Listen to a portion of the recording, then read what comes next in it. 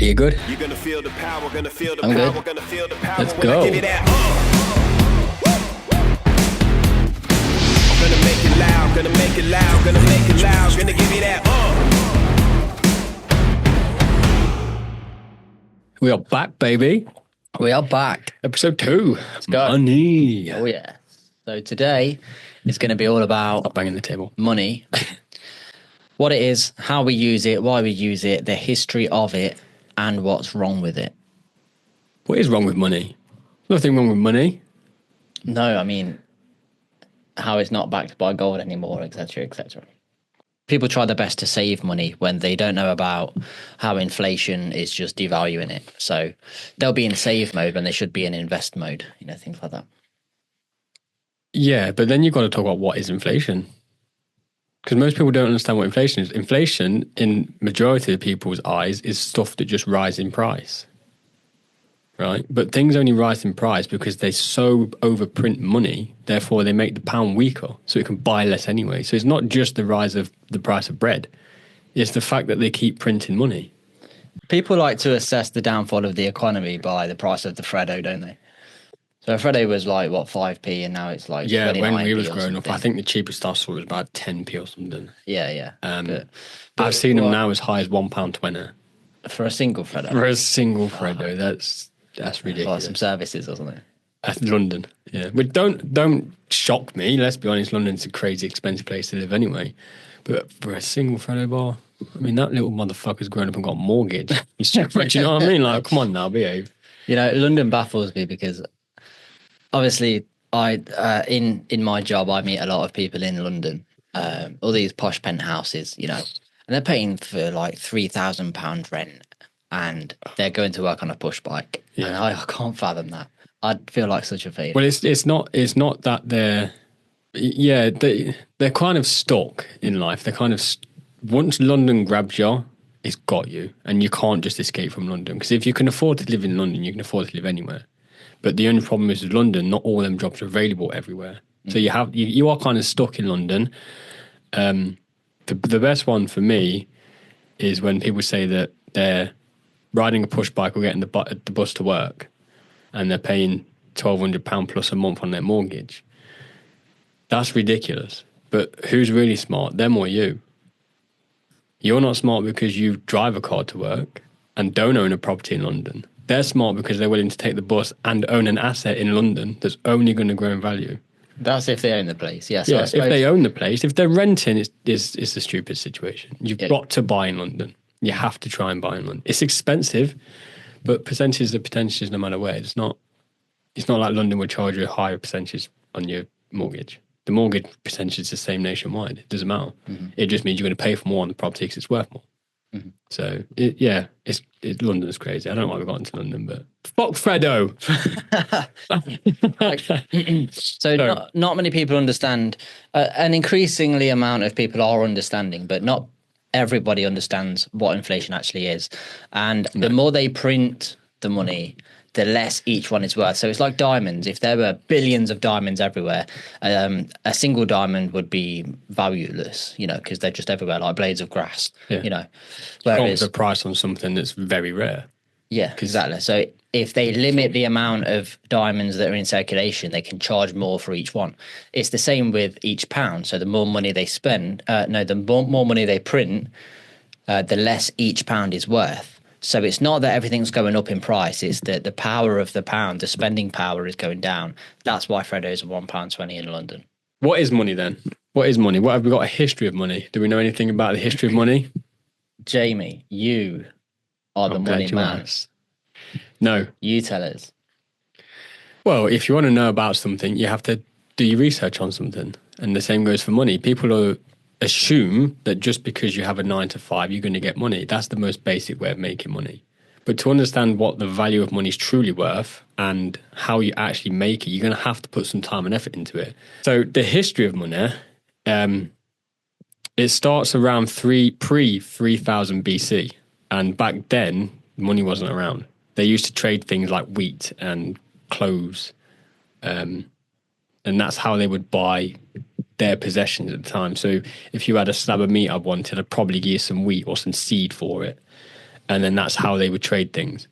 Then around the 3000 BC mark is when they started to up the value of things and started trading salts and clothes and some tools. So again, if you had something I wanted, we'd come into terms. If my trade benefited you and your trade benefited me, we'd do the trade. If you needed salt and I did meat, we'd do the trade. And then around 1971, we fast forward a lot of years. Well, in the 7th century, you can go back to the 7th century if you want. That was the first time paper money was around. It was born in China. The Hong Sing dynasty, I think it was, or Hang Sing. I'm butchering that, but yeah, I've totally butchered it. But yeah, around the 7th century is when paper money was came.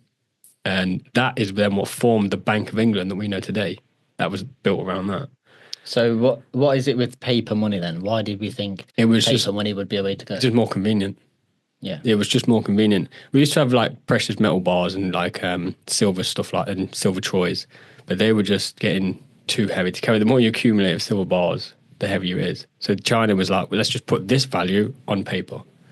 And that's where the paper money came from. Yeah, so basically, so you had a certain amount of silver in a vault, and you got a receipt for that silver as proof that you had that in your, stock. So you could travel around with this receipt and buy something because he knew that you had that. You had the backup, you had that verification of it. Yeah, that's where paper money came about. In England, we have these. In England, not worldwide, but in England, we have these little 10p coins. You know, they got all the grooves. The slots around the outside of the coin. You must have heard this. Well, in the olden days, that's when they used to chip a bit of the coin, and then it would devalue. So if you owed, let's say 5p, for example, they'd just snap the coin in half, give you half the coin back, and you wouldn't dream of thinking doing that now, would you? You go and buy something for 50p, and you snap a pound in half, and there you go. You just get changed. Well, what if it snapped wrong? And underpay or overpay. You've gave me 10% too much. Yeah, it's crazy. So so the 7th century in China was around when the paper money was born. That's where the Bank of England was basically born from. That's the Bank of England we know today. The US gold standard was stopped in 1971, and that's when they stopped backing money by gold. And today we've got crypto and Bitcoin and all sorts of digital money now. The evolution of money from wheat and salt to something that you can't even see or touch. It's just numbers on a screen. It's absolutely crazy. So So the term fiat currency. So was that what 1971 did? So it basically said money is backed by nothing. From that day, it's worthless paper. Obviously, it's got value because of what we give it. It's only got value because they said it had value. Yeah. That's all that was for. But that's roughly when the fiat money was sort of born, and that's what we know and use today. And I mean... So why do people obsess over money now? If it's worthless, it's given value as a collective. In society, we say this is how we trade things with this middleman. But that's what money is, really. It's a useful thing to use, but why do people obsess over it so much when history tells us that it's absolutely worthless now? I think it's fear. I think going back to knowledge, because people only know one old-fashioned way of making money in their day-to-day jobs. To sell your time. Yeah, they only know that time is money. Yeah, I think it's fear. I think that people obsess over it because they're fearful of where it might come from next. Because they're not, I don't want to call people stupid, but they're not knowledgeable. They don't have any financial intelligence to understand that you don't just need a 9-to-5 job to make money. So it's more out of fear. And I think as well, when you go, let's say you go to work and you do 10 hours a day and you get paid £100 for that day, just throwing numbers out there, you get £10 an hour. Then if you go to the shops and you see a pair of trainers that's £90, that's 9 hours of your time that you traded for trainers. So when you start looking at money that way, and then that's your only way of making money, you're so scared of where you're spending it and what you're doing with it. But because, like I said, you've got no financial intelligence, you don't know where to put your money else and then make money from that investment. So people obsess over it because it's born out of fear, it's born out of insecurity, and it's just a place where you lack intelligence That's the biggest part of it is a lack of intelligence. So the lack of intelligence, not knowing what to do with it properly, has kind of bred this mentality of I must save this, you know, and save how like the little bits you can. Yeah, yeah. When it's like a hamster with all these nuts. You know what I mean? That you could put a hamster in a cage, stick a big bowl of peanuts in the corner, and that hamster's still going to try and shovel as many in his mouth as he can before he runs away. Now that bowl of peanuts is still going to be there when he's at what's in his mouth. But because he doesn't know that bowl of peanuts is always going to be there, he's trying to stack of it as much as he can. So it's the same with people and money. They're going to have to wait another month before that payslip comes through. So what they're trying to do is get as much of it together as they possibly can and then just sit on it and do nothing, hoping that that's the way that money builds. But it doesn't. You have to put it somewhere that gives it the potential to grow. If you're not going to help it grow, you're just going to be forever working on a 9-to-5, month-to-month paycheck. Yeah. And then, 1 month will turn into a year, will turn into 5 years, 10 years. 10 years. Before you know it, you're 60, 70 years old and that's all you've done. Yeah. And then you're looking at a measly retirement fund. Yeah. And then that's when you stop and you look back and you go, shit. 2 of my mates that I spoke to 40 years ago had done something different and they were richer than me. Yep. Wonder what they did. Whereas what we do now, we go, right, who knows more about money? Let's go see them. Exactly. We have to talk to the people that have grown a ridiculous amount of wealth. Because that's who have the financial knowledge. 100%. 100%. And obvious to me. You don't have to be. I say this in a motivational way, but you have to be in competition with everybody. It's got to be a healthy competition. And it's not even a competition that you make public. So I'll give you an example. I'm in competition with everybody. Every single person I ever meet, I listen to what they say. I see how they're better than me or excelling in certain things in life than I am. And then I take that on board and go, right, give me a month. And then come and talk to me. And then I'll show you who the real alpha is. And I'll do that with everything. So if you're trying to grow money, I get a kick off it when someone comes to me and says, I've made this, and this month. And I'm like, damn, I'm slacking. Okay, fine. Next month, boom, there you go. Made more than you. It's a competition, but it helps me grow. If that's how you have to look at money or just anything, then look at it that way. If someone comes to you and says, I've just expanded my knowledge on the history of the circus, and that's your thing, you then go away from the next month and do everything you can to better your knowledge on the history of the circus. It doesn't matter what it is, but just make sure that you're better than the person that says they're better than you. And if you apply that to making money, then there should be no reason anybody's broke. Because money is something that we need to get by on a daily basis. So why are we neglecting it? Why are we just settling for this mundane lifestyle of a 9-to-5? It makes no sense to me. Yeah, and this pisses me off as well when people go around saying, these are nice people, don't get me wrong, and some of these are my friends. I mean, these people go around saying money isn't everything. Money doesn't grow on trees. Money doesn't equal happiness, and these are all limiting beliefs about money. And when people say it, they want you to this how deep they don't think, right? They want to be liked, right? So they'll come to you and say, money doesn't bring happiness. I am a big, nice, smiley face, right? Whereas if you go, hold on, my bills are going up, right? My bills are going up. My kid needs new trainers. Which is going up. School uniform time. Which is going up. Everything's going up. Your food shopping is going up. Everything's going up. So there needs to be some part where you say, you know what, this is making me stressed. And what is stress? The opposite to happiness. So if no money is the opposite to happiness, then surely having more money would sort out those stresses and make you happy. That's it. So does money equal happiness? I don't like to think it does, but come on, it plays a part. Money will equal happiness beyond 100,000. It won't. Oh yeah, I've heard this. Yeah, I read that the other day. Yeah, I agree as well. Money will equal happiness beyond 100,000, and then it makes sense. But I still think money will equal happiness because you're not happy you have money. You're happy you have the freedom, and I think that's what people misconceptualize about that whole myth. Money doesn't buy happiness. Money doesn't buy anything when you think about it. You don't own anything. You know what I mean? Unless you buy your house outright, you don't even own that. The bank does. Unless you buy a car outright, you don't own that. The finance provider does. You know, there's nothing that you really truly own unless you buy it outright. And then even when then, what are you going to do? Sell your house and move? Probably.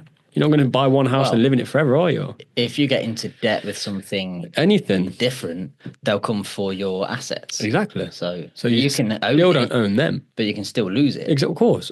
So you don't really own anything. So when people say money doesn't buy happiness, it does, but it's more the freedom that it buys. Yeah. You know, if I want to book a flight and go to Dubai tomorrow, I can. If I want to go and buy a new car, I can. If I want a new house, I can buy one. That's the freedom. Not having to wait 20, 30 years to pay off a mortgage, or not have to save up for 6 months to a year to buy that new car, or only go on holiday once a year because I can only afford £2,000 every year. That's all the spare cash I have. That's not happiness. That's also not freedom. You know? And to be free, you need money. So, yeah. There's a lot of myths around money. I've wrote some down, we'll cover them later.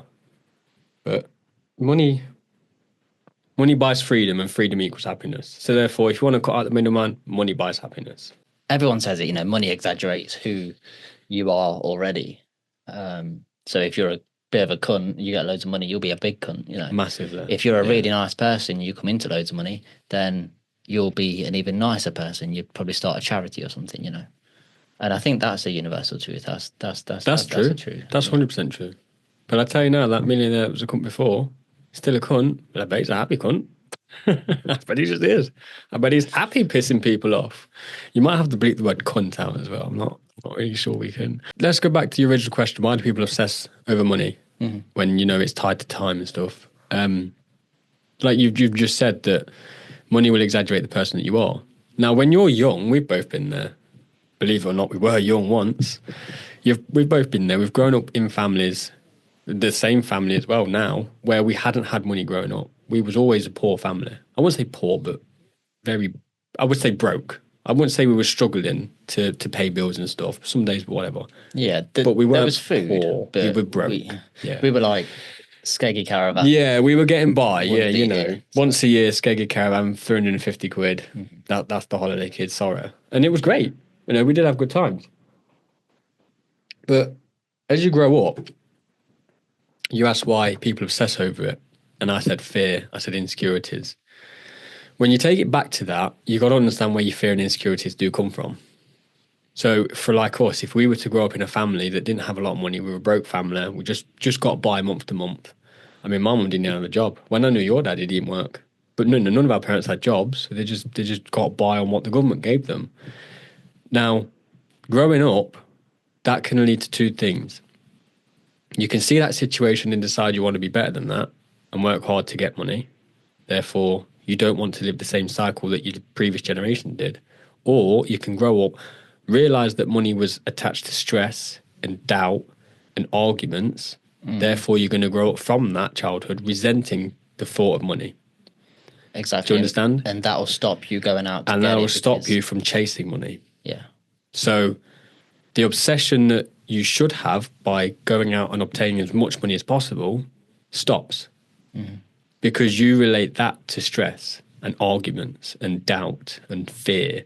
So again, your mentality towards money starts from a very early age before you even know what money is. I mean, I didn't know what things cost. I was like, oh, can I get this new PlayStation game? No, can't afford it. Oh, it's only £20. Do you think money grows on trees? Yeah, that's it. Only £20. But to me, that was like nothing, right? It's only £20. That's one after 19. Do you think I made of money? Yeah, you know what I mean? Bedroom? Yeah.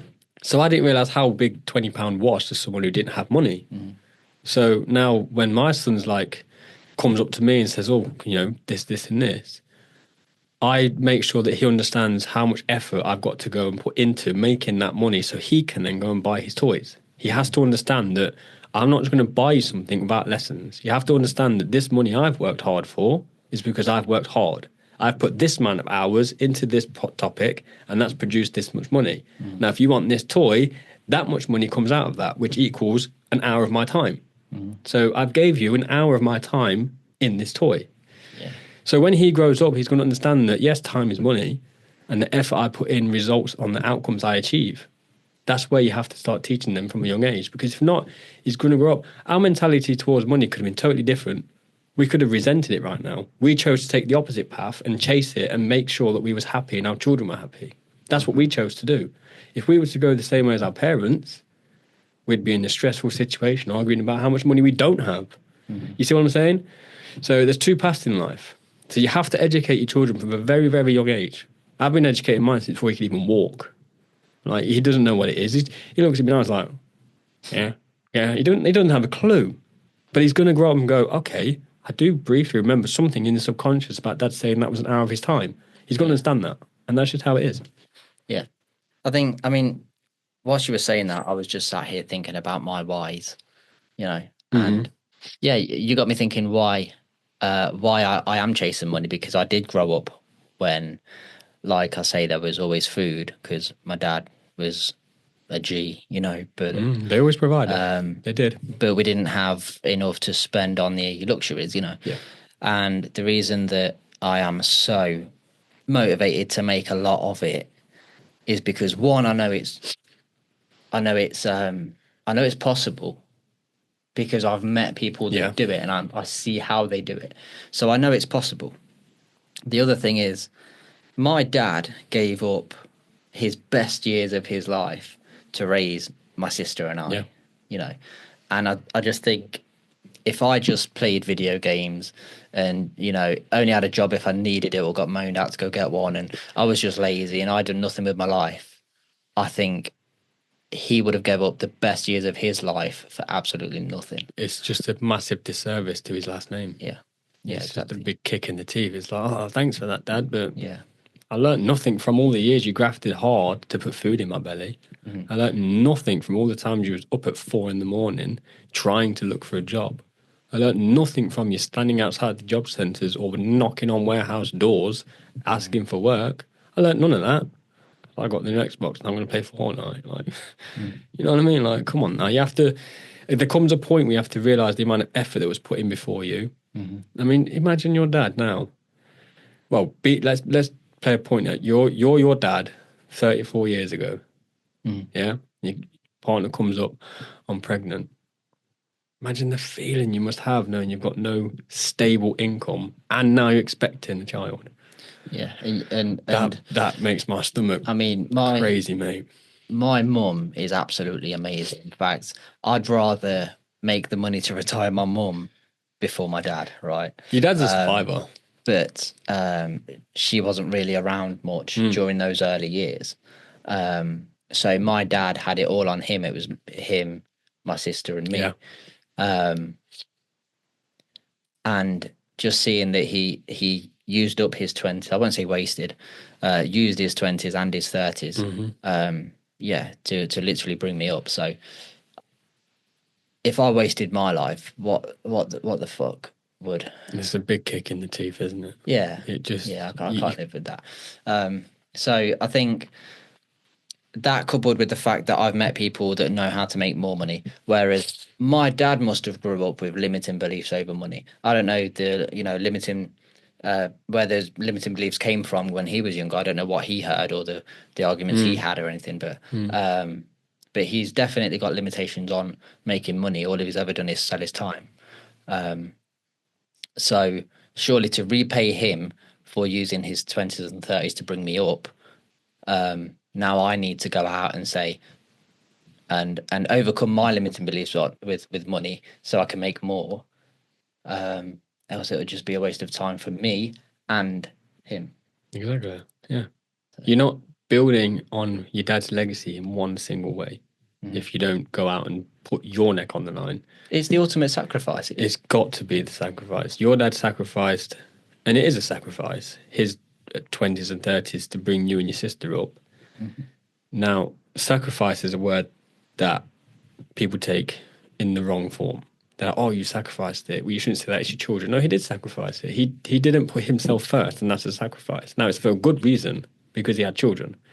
Now, if you were to just say, oh, I'm not doing that, you're kicking him in the teeth. But then you've got to think about your kid, Now, he's looking at you, and you've almost done the same as your dad. You've built yourself up to this point where you've made who you are successful and you've made your dad proud and your mum proud, your whole family's proud. Now you've got to look at your son and go, right, I've sacrificed myself.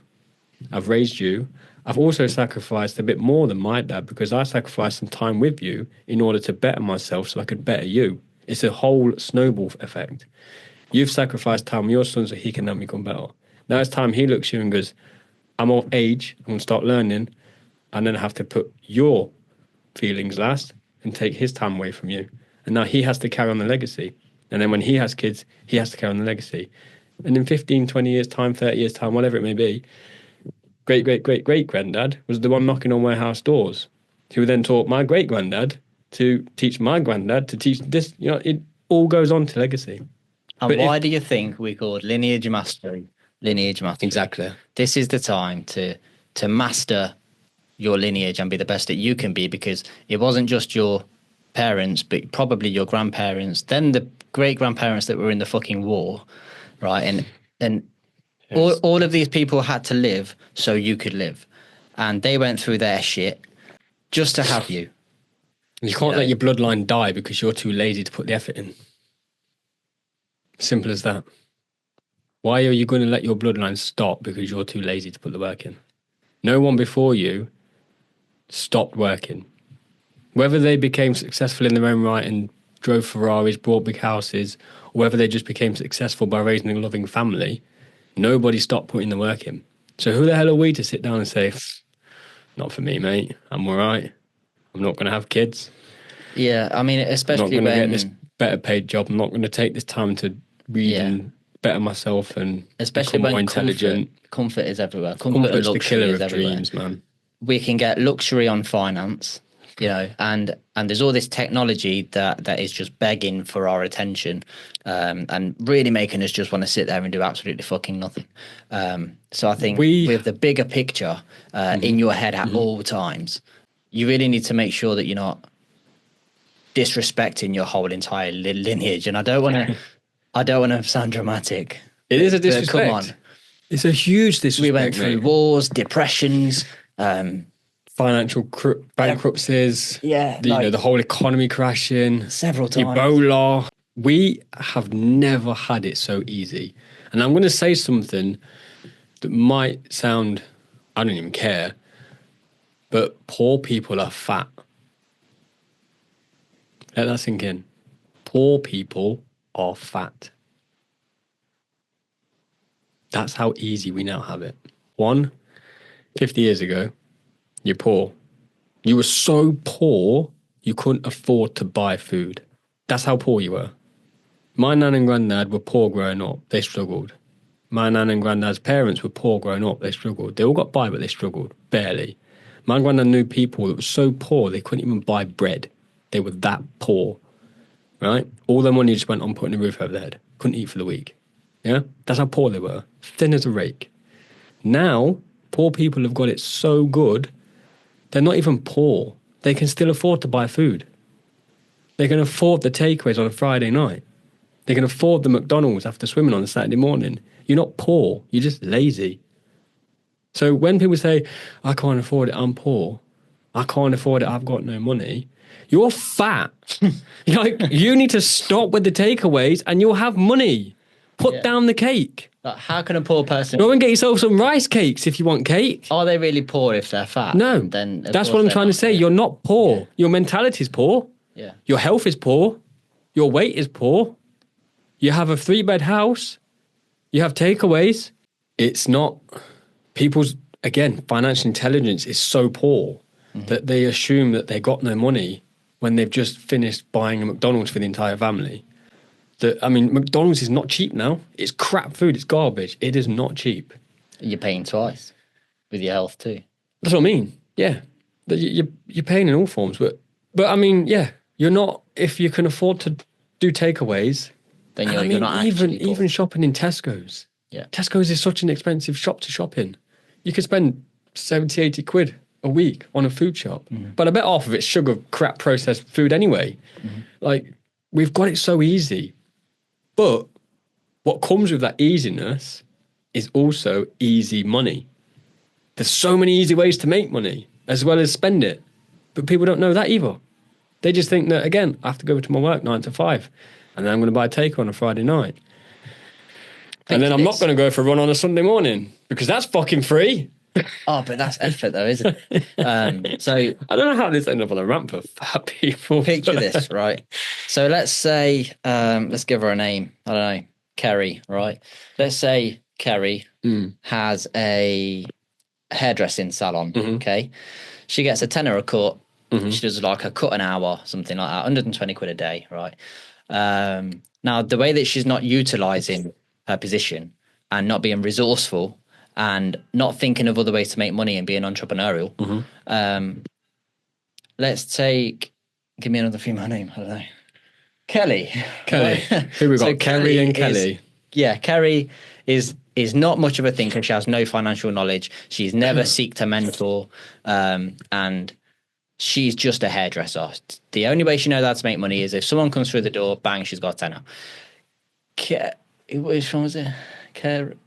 The other one, I've made a mistake here, haven't I? Yeah, you put 2 Ks. Right, Georgia. Start again. Kerry is the hairdresser. Kerry's the hairdresser. She only knows one way to make money. Someone walks through the door. She cuts their hair. Money. She makes Simone. Right?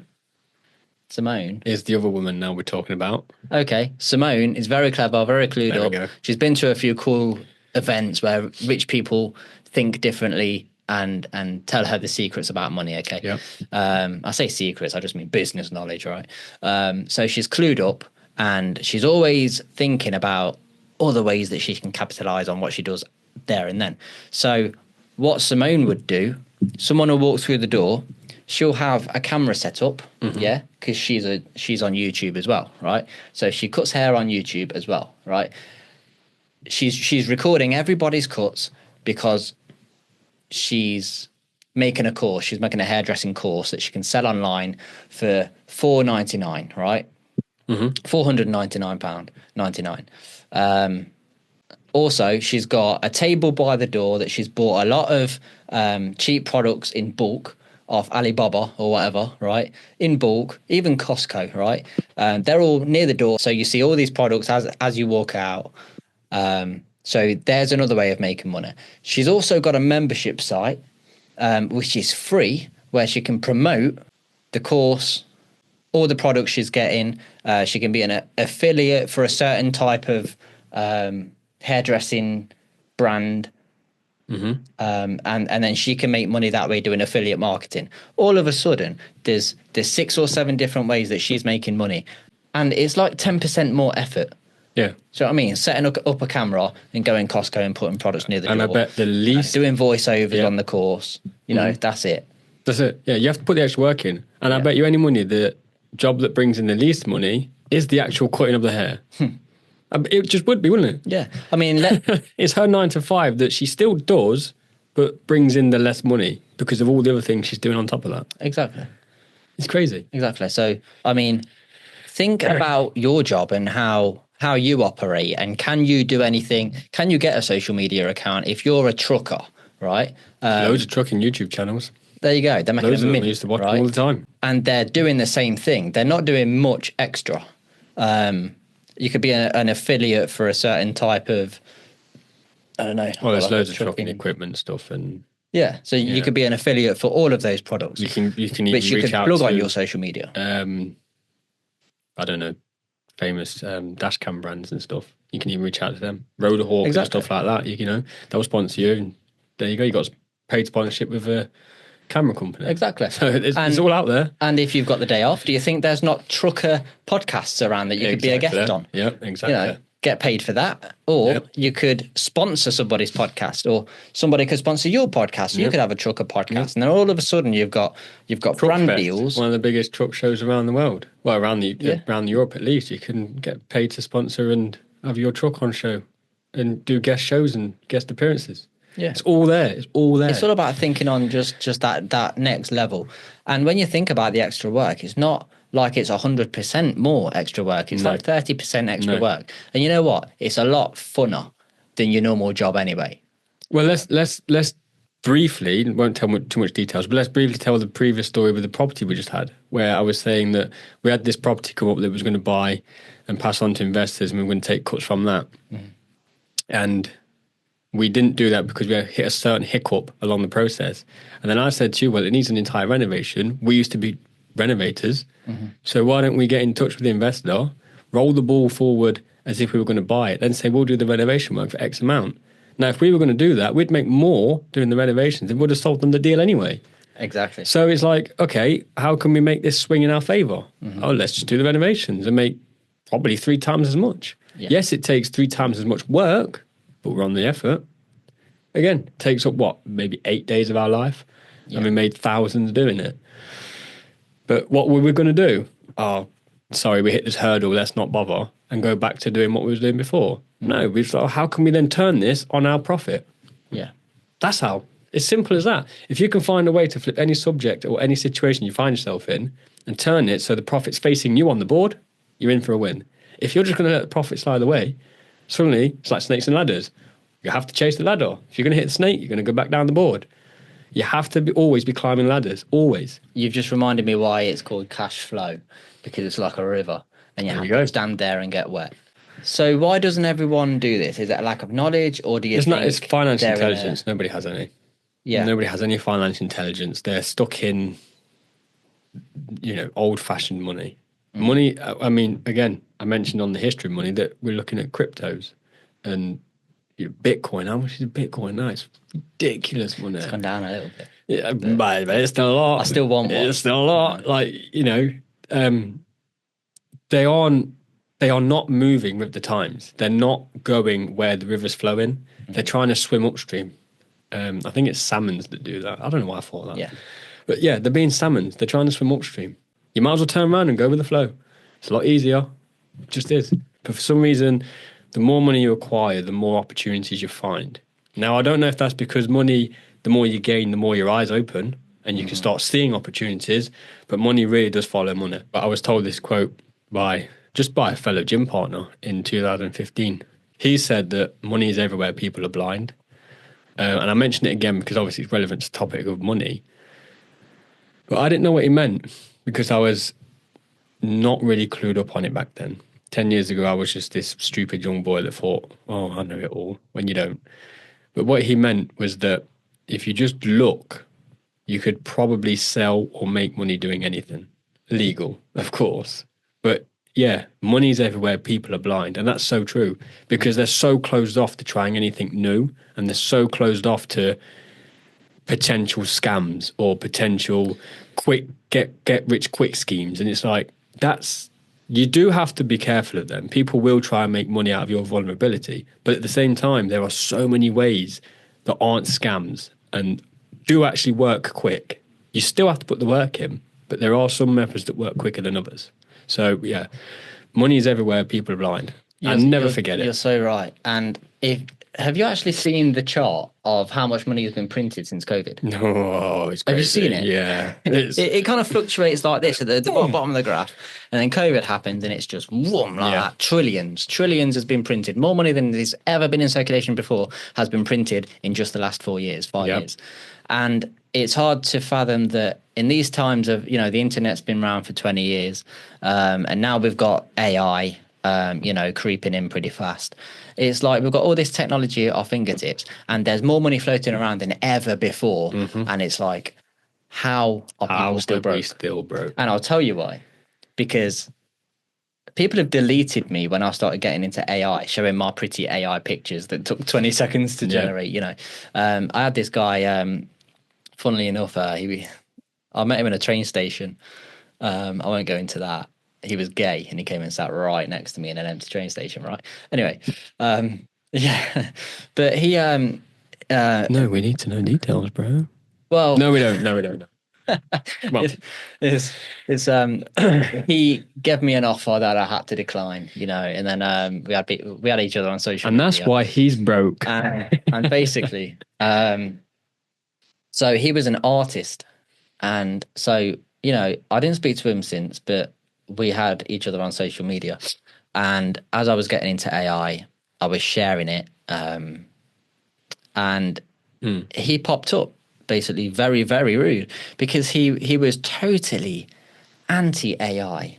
And he was a painter or a photographer or something, I don't know. That might and he was from why. totally anti-AI. Yeah. Totally. Hated it, popped up, called me a cunt, deleted me, right? Fair dues, whatever, goodbye. But because they're not moving with the times, they're going to get left behind. That's it.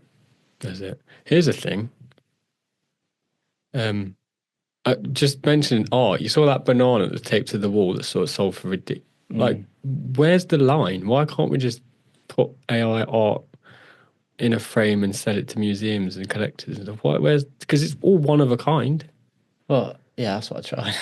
But AI canvases. No, but it's just it's crazy. But yeah, where is the line? Yeah, where did we stop the line? Because every AI image that's created is one of one. There's only one of that. You can't create the same image twice. Even with the same prompt, you will never get the same image twice. But because it's so readily available and easy to do for £8 a month. Again, it's going back to whole diamonds and gold in circulation the more you have. Yeah, fair enough. So we'll do some myths now.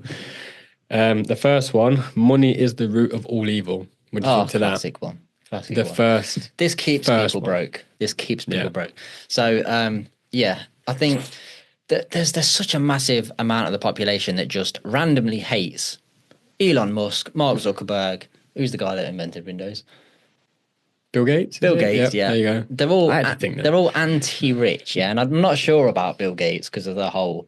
There's a lot of controversies but it's like if anybody's rich, there's hate directed towards them, And are you telling me that's not jealousy? Because let me tell you, they are just like you. They've got 2 arms, 2 legs. Their feet smell. They've got bad habits. They all pick their nose when they're driving. They are normal people. They just do something differently. And if you hate them without even knowing much about their businesses, their life, their work ethic, their even like their personal lives, you know nothing about them. So why the hate? Jealousy. Clearly, it has to be jealousy. And the money and success blueprint is literally given to you in books. And then people read those books and make YouTube videos and tell you the secrets on money. And there are book reviews on all these books behind me. There is a book review on. So the secrets are out there. I don't even like calling them secrets. The information and the knowledge is out there, ready for you. Now, Bill Gates or anyone that's rich has read at least 10 books in his 20s about wealth. Money. What books were you reading in your 20s? Harry Potter. Yeah. So, but this is the difference. We're going on a bear hunt. Yeah. But this is the difference. So there's a lot that you can do right now. Much. In the evenings, right? People say 9 to 5. Yeah, that's fine. You can have a 9 to 5. I've got nothing against a 9 to 5, right? But it's 5 to 9. It's the evenings where you've got to do something different to everyone else. All your friends are going out. You say, no, I'm going to read this book on wealth because John D. Martini is his name. Patrick Bet-David, didn't he? He said that if you want to become the master of something, you've got to read as many books as you possibly can. I mean, he even put off out there that said if you want to master something, I think it was money, he said read all these books, and in 2 years' time, if you haven't made money from these books, I'll personally refund you every penny you put into it. Because he just said it, he's 100%, he swears by it. If you were to dedicate yourself to reading books on a certain subject that you want to master, you will master it. Yeah. It's as simple as that. It's not. There's no secret knowledge out there. Nothing's a secret. We've got the internet. There's no secrets. Even if you don't want to read books, there are audio books, there's YouTube videos. You can talk to somebody who's read that book and say, what was this fucking book about? Yeah. And then he'll tell you all the wealth secrets that he read in that fucking book. Like the knowledge is accessible. But when you come back from work at 5, 6 o'clock, you eat some food, you watch Netflix with your missus, and that's it. You do that week in, week out, month in, month out. Yeah. Go to bed at fucking 10 o'clock. Like, I go to bed at 1 and get up at 4. Of course it is. Right? Yeah. Like, I guess. Bitches. If somebody's worth, if you Google someone and their net worth is. It's not their net worth, is it now? Right? No. That's what I mean, though. Like, that's what all of their businesses together probably multiplied by 10. Yeah. Do you know about the EBITDA number? Yeah. Like that. So, yeah. So does he have that cash in bank? Flat out, no. I don't know how much he's got in his bank. He's probably got a few mil. Don't get me wrong. Well, I've a common read that it was misconception. 260 something. He's worth 260 something Yeah. billion. Yeah. Right? Now think about the outgoings on one Tesla Yeah. megafactory, gigafactory, whatever It's it's crazy. called. Yeah. Well, One. Mr. Beast, we all know Mr. Beast. I did his podcast with Stephen Bartlett, Diary CEO, and he said on paper he's a billionaire, but he said I've got less than £1 million in my bank account. Yeah. Yeah, just because he puts it all back into the business. He says, I literally pay myself what I need to get by, and that's it. So he's probably the poorest billionaire you've ever met, just because he has no money. But again, if he were to sell everything he had, yeah, you're talking billions, without a doubt. What chocolate company, food restaurant, an entire YouTube channel, an Amazon Prime game show now. What else has he got? I don't know what else he does. I think it's toys. I seen him in the toy aisle the other day at Smith's. What the hell are you doing there? He's crazy. But yeah, it's nuts. So money is the root of all evil. Yes or no? Oh, flat out no. It's just dumb people that have no financial knowledge don't understand that if somebody's got a lot of wealth, then they've got a lot of outgoings. And to be honest, especially here in the UK, Yeah. if your business makes £1, they've got to pay 19p in corporation tax. Then they pay themselves. What's left? It depends on how much you pay yourself. You can sell yourself flat rate, 81p. can't you? Yeah. Got 81. Move that into your bank account. Then 20% of that It's taxed. comes off. Yeah. Plus your national insurance. Yeah. So how much do you actually have? You lose half of it. So Right. this is why billionaires don't pay themselves. They pay themselves in dividends, and then they pay dividend tax, which is slightly lower. But why would I pay myself You wouldn't. a wage from my own company if before it hits my bank I lose 45% at least of it? It's crazy. You're going to reinvest it and then write it off in your and then tax. write it off in the tax bills anyway. Yeah. Yeah. It's so simple. It's so simple. But again, it all comes down to financial intelligence. Yeah. Simple as that. So And there's a reason it's not taught in schools. well, because the teachers are too stupid to teach it. That's why. Oh. You can get down this whole conspiracy theory like, oh, they want us to keep us workers. No, if you would teach the teacher, they won't be teaching because they'd understand money and cough. Do you know? God's sake, man. Imagine learning business in university, right? And you follow your business don't know, mate. professor Yeah, go on. out to the car park, and he gets in a fucking 2010 Fiat Toyota Punto, Corolla right? or something. Yeah. And it's like, okay, you know the knowledge, but I'm going to go to somebody else who's rich because he'll know fucking more, you know, Okay. about sales and marketing and everything. Yeah. Not just the basics, but I had a fat PE teacher. oh my God, mine was slightly overweight. Yeah. What's going on there? My PE in where we're from was physical education, and he would teach me how to lose weight at school while being overweight. And I just lose jerking and go, race me around the field, big man, come on. Guarantee I'll win. And I won't even try. Wasn't there like a secretary of health or something in like Denmark? Or Yeah. something, and she was like an absolute Yeah, that's it. secretary of health. Oh, so ironic. I love irony. I like it's just a fat PE teacher. Anyway, quick one. You have to work hard to make money, yes or no? You have to work hard to make money. I think it's 80% yes, 20% no. Yeah. It's I hard think- at the start. Yeah. Again, if you push the snowball down a hill, it will build. Yeah. Anyway. So you have to Yeah. let's talk about building a business. So you have to build the business, build the branding, Yep.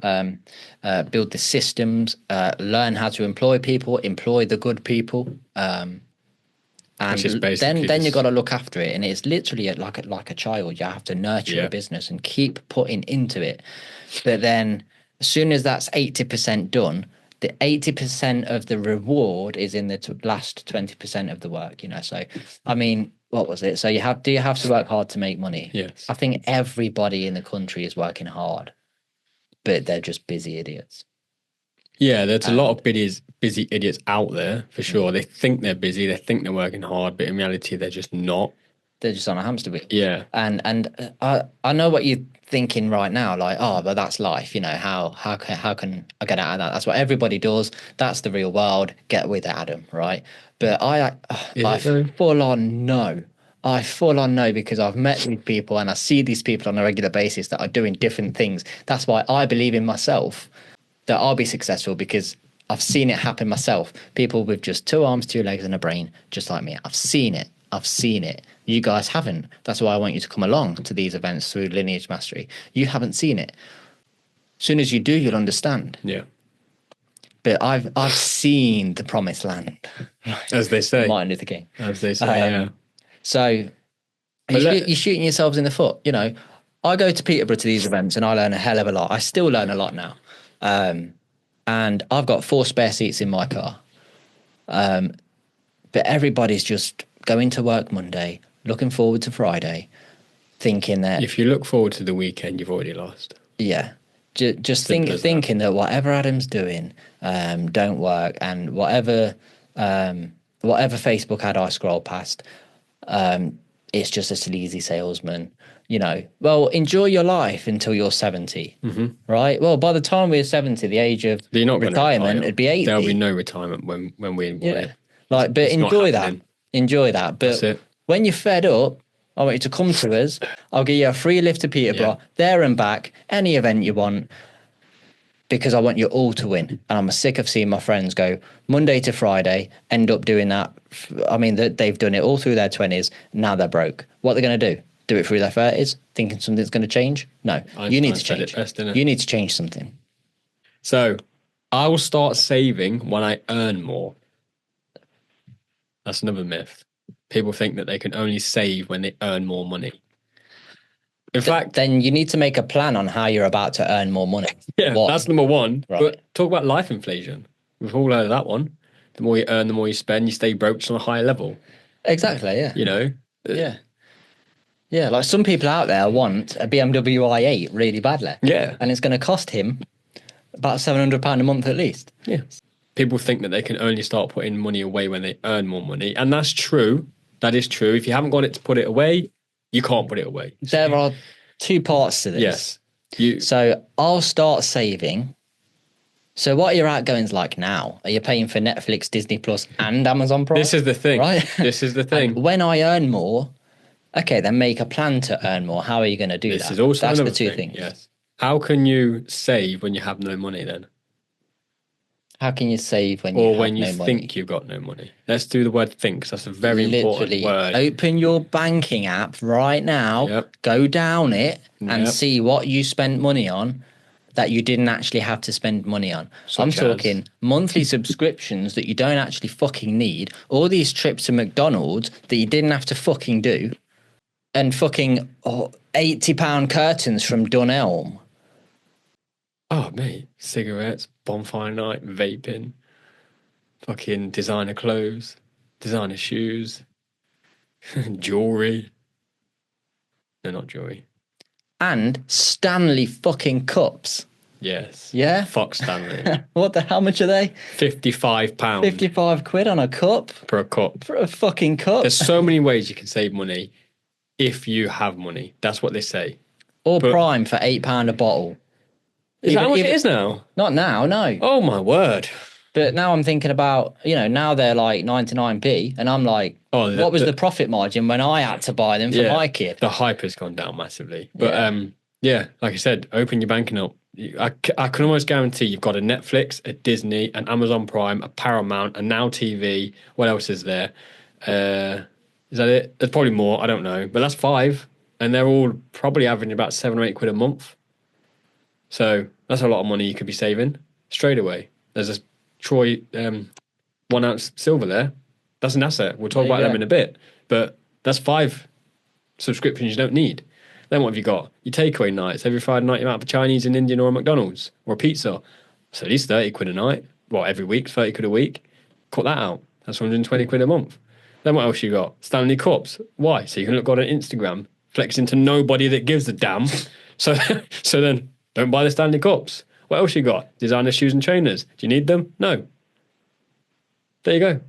Why don't you buy shoes and trainers on discount? If you really want to look the part, Buy shoes and trainers on discount. Or better yet, don't go and spend £500 on a fucking Moncler coat and then go and get the bus to school, you idiots.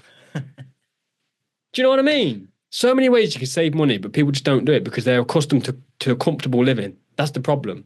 I need my Amazon Prime. Why do you? I need next day delivery. On what? What could you possibly need the next day? Just go to the shops if you want some shampoo. It's not hard.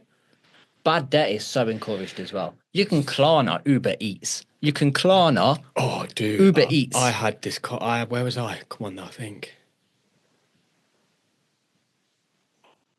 I was actually in JD. Speaking about spending money on trainers, but I can. I was actually in JD. No, I was getting my son some new school shoes. Well, I don't know actually shoes, but I was getting him some shoes. And you could Klarna in JD, in store. And I actually said to the cashier woman, I says, what's this Klarna about? I've never heard of it. And she went, oh, it's just a silent thing. You pay in 3 installments and you're done. I was like, why would you need that in store? So, well, not everybody can afford to buy shoes. I was like, why the hell are they in the store then? Like, what if you cannot afford to go and buy the shoes? Why the hell are you in the store in the first place? Yeah, it's the pressure of advertising, isn't it? Advertising's everywhere. It's crazy. Where's the weirdest place you've seen an advert? They're on the outside of buses. They're on the inside of buses. On the back of buses. You seen those that are spray painted on the floor? Maybe? Oh yeah, the back of toilet doors. Yeah. In nightclubs or whatever. I bet there's some. Well, I don't even know what's on the back of doors in nightclubs. I wouldn't imagine. Probably a Durex advert. Yeah, that's probably true. Because then you'll walk out and the machine's to your left. Like. So yeah, you don't have to earn more to save more. You have to be better at budgeting to save more. That's the difference. Yeah. You know, budgeting. People think that budgeting is a restriction, but it's not. It's actually the first step to financial freedom. It's funding the freedom, yes. Yeah, that's the first step. So here's a question then. So let's say they budget differently. Yep. Let's say they come into some kind of money or save, let's say £5,000, right? How would you invest £5,000 wisely? To make more with the intention of becoming free at some point? It depends on your restraint and structure on how you want to invest the money. So your goals, you might want to invest it quickly to get a quick payday. If you're in for the long haul, there's different assets you can invest it in. So for example, if you want a quick payday, I'm not recommending anything, but we've all heard of Bitcoin and how it rapidly grows. It is very risky. It's very, very risky. So always invest what you can only afford to lose. So that might be a quick payday. You put it all in, hope it goes up, and then take the remaining out. That could be a quick way. If you want to invest for the long term, you look at precious metals like silver and gold. They're only going to go up, apparently, according to history. So again, that's the long haul. You're not going to get a quick return on silver and gold. Not a big one. But if you want to play the long game, that could be the way forward. Again, look at old Rolexes. See if you can get yourself a bargain. They're forever growing. Especially if you can get the old Daytonas, forever growing in value. Mm-hmm. They've actually just been told that is probably one of the only assets that will 100% continue to rise. Again, it's all word of mouth, but that's what they say about them. If you can, get yourself one of them. You're going to have to be very lucky to find one for about £5,000, but they are out there. People don't know what they've got. It's never not an option, mm-hmm. You know. I would stay away from cars 100%. Never buy yourself a car and consider it an asset. Mm-hmm. It's more of a liability. £5,000, depending who you know in the property world, there are some ways you can make money there, but again, it's a lot more complex. There are a lot more hurdles to jump over. So again, it depends on your strategy. If you want long haul, you look down the precious metal routes. If you want quick, it's very risky, but you might want to go into the crypto side of things. So if I had £5,000, personally, I'd put it all in precious metals. If that was if I had an investment option and I had £5,000 spare, I'd put it in precious metal, without a doubt. Okay. That would be my not financial advice. Okay.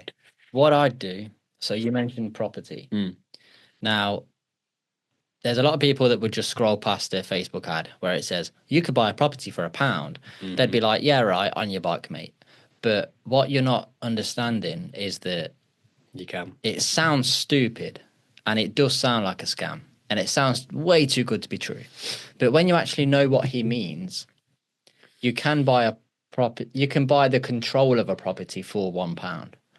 And the way he's doing that is a lease option. So you basically find a property that's being sold and you make a deal with the owner to say, why don't I lease it for a 5-year agreement? So I don't own it. I'm not buying it off him. I'm just leasing it off him. So I'll pay him £1,000 a month. I tell him I'll take over all the bills and I'll pay him guaranteed rent. All I do is change each room into basically change it into a HMO and possibly add an extra room. So I get what's called super rent, right? Because I'm renting, let's say, 5 bedrooms out for £600. That's £3,000 a month. Pay him his grand, pay the bills. I've got probably £1,300 profit, and I don't own the house. But for the contract between you and the owner, obviously, because then it's subletting, you'll have a contract with the owner. And for that contract to kind of have some kind of substance, some kind of money has to change hands. So you can agree with the owner. The startup cost of this can just be £1 to make the contract valid. So some money's passed hands. That's what he means. So next time you go past a Facebook ad that says something that you don't really fully understand, just don't pass it off as a scam, because now you briefly know what a lease option is. And if I had £4,000, I would do that, put £4,000 into the property itself, so furnish it differently, do it up, do all the work myself. So there's blood, sweat, and tears, labour there as well. But I would get a 5-year lease with this guy, and put £4,000 into that property that's going to return me £1,300 a month for 5 years. That's what I'd do. It's all there. It's all there. We may or may not but be you doing need the that, contacts, you need the there. knowledge, you need the investors. Yep. And you need the know-how. And that's where things are like, things kind of get to you, and you stop one day halfway through the training, and you're like, there's more to this than I thought. And that's what people don't want to do. That's why they get home at night at 5 o'clock, have some dinner and go to bed, and they don't want to ever kind of explore these options. But do you want £1,300 a month on a house you don't even own? Yes, everybody would. Now imagine if you had 2 or 3 of them, you can quit your job. Now, would you say that property is a true asset or a liability? But it's making me money for 5 years, so it's an asset to me for 5 years. It's an asset in some way, isn't it? Because people say that if you buy a house, it's more of a liability than it is an asset, even though house prices do go up quite a lot. Mostly, yeah. For the most part, but again, doubles every 10 years. That's a whole asset versus liability talk we'll get into in a bit. Yeah. But this is what I mean, folks. Don't let opportunities pass you by, because there are a lot of people that are making money, and it's just you that's not. And it's because of your limiting beliefs around money. It's because of your lack of financial education when it comes to money. And it's about your own belief. It's about your own belief in yourself. Yeah. People doubt themselves way too often, especially where money is concerned. Nobody believes that they almost have the right to make as much money as possible. Yeah. People don't reckon that they deserve it. People don't owe it to themselves. And again, that comes back to the whole, what was your money relationship like when you was a child, and you saw and how you approached money back then? If you relate it to stress, it's just going to be stressful when you're an adult. These are environmental inbuilt beliefs from early on. I've got a friend called, I've got a friend, and he was telling me about how he went camping when he was a kid. Okay. And they had an awesome night. They were packing up in the morning, and he was trying to pull this tent peg out of the ground, and he just couldn't do it. And he was so young, probably 5 or something. And his parents came over and just pulled it out of the ground and said, "Okay, let's go." And obviously he's in his 30s now, and he's took the road less travelled, developed himself, found access to more ways of making money, and he's doing pretty well. But to do that, he had to look back at his own limiting beliefs and where they possibly came from. And that camping trip where his parents helped him, that shaped his mind. And from then on, he thought that his parents will always be there to get him out of this shit. It gave him that shelter. Yeah. That protection that he didn't necessarily need. He just needed to work harder to pull that peg out. He would have got out eventually. Yeah. But because his parents took it out, it was that, oh, that'll fix my problems. Yeah. So these are the kind of subconscious, psychological things that we need to kind of work out about ourselves, why we think the way we do, and what it's going to take to think the way we need to. That's it. Limiting beliefs, Yeah. which is a subject we'll cover very soon. I love that one. Mhm. So, Active versus passive. So, yeah. I mean, everybody's actively working, right? Everybody's actively working.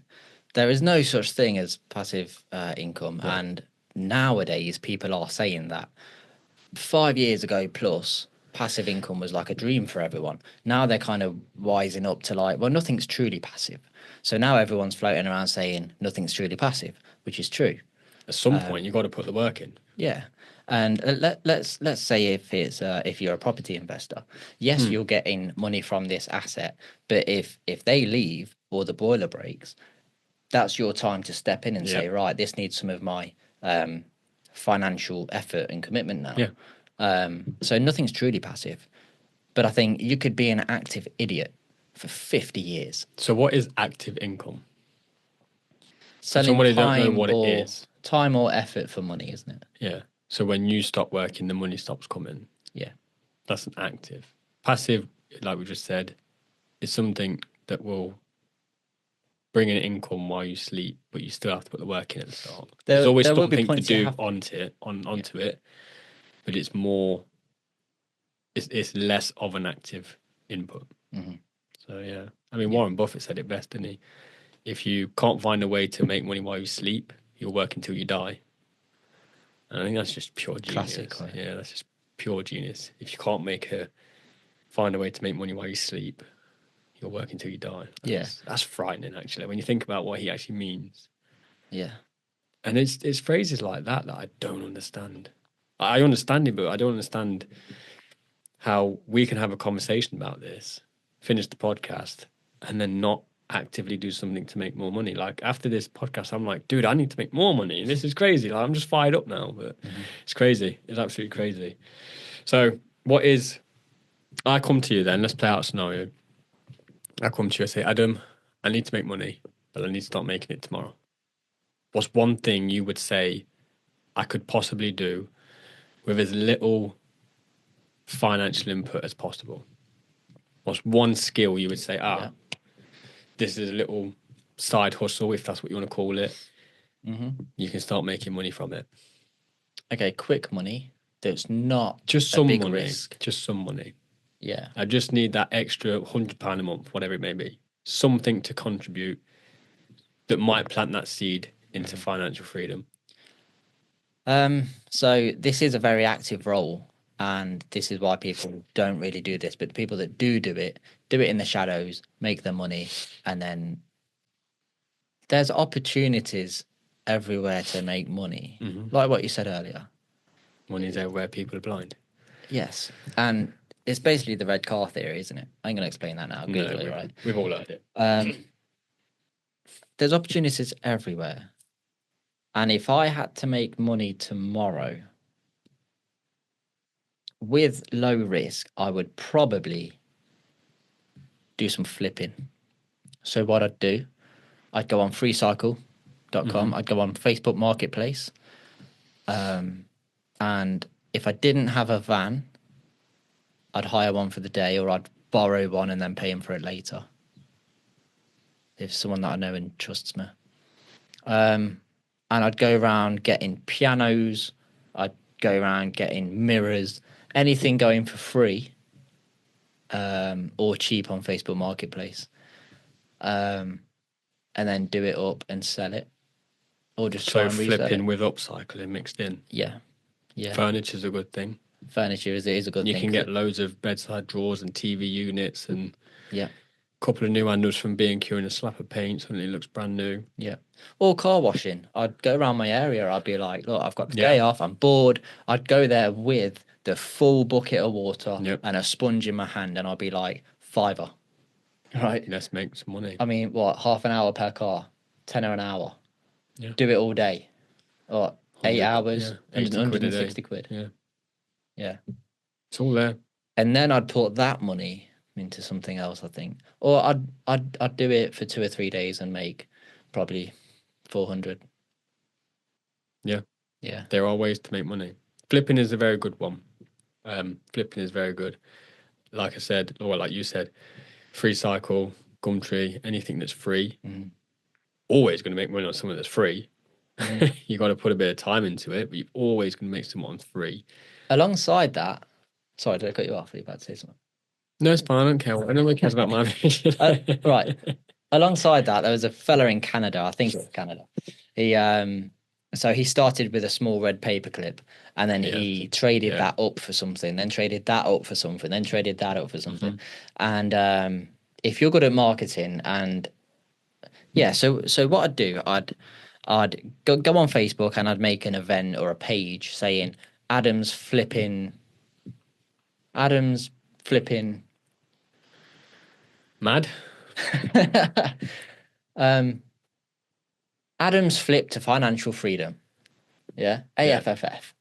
And I'd be like, right, here's the video of this guy doing it. He went from a paperclip to a fucking house. Yeah. I want a motorcycle. I'm gonna flip this into this into this to get a motorcycle. I'd get a page on Facebook. I'd grow a following. I'd show everyone the video of the other guy so they fully know what I'm doing, and I'd come out with something fucking as stupid as a paperclip, and I'd document the whole process, the whole journey. I'd get a whole dedicated YouTube channel, and I'd just see how far I can get to see if I can end up with this motorcycle. Then, after I've done all that to get the motorcycle, I'd fucking sell the motorcycle. Just sell it. I'd just fucking sell it. Yeah. And that's how I'd make 4, 5, 6 grand or whatever the motorcycle's worth, you know. Yeah. Yeah. I mean, there's just two things straight off the bat how you can just make money, you know. But you got to be dedicated and just use your brain a little bit. Yeah. I think it was the second method is a longer way of making money, but the payout on it will be higher.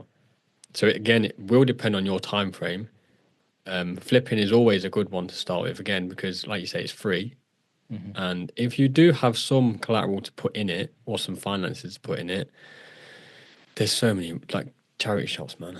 Just go to charity shops, buy board games for £1, buy PlayStation games and Xbox games. You can get like bundles for £5. Just go to CX, which is probably next door to the charity shop, and then just sell them.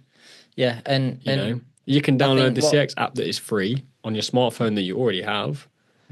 Scan all the DVDs and CDs and games in the charity shop, and if you see any that make profit, buy them.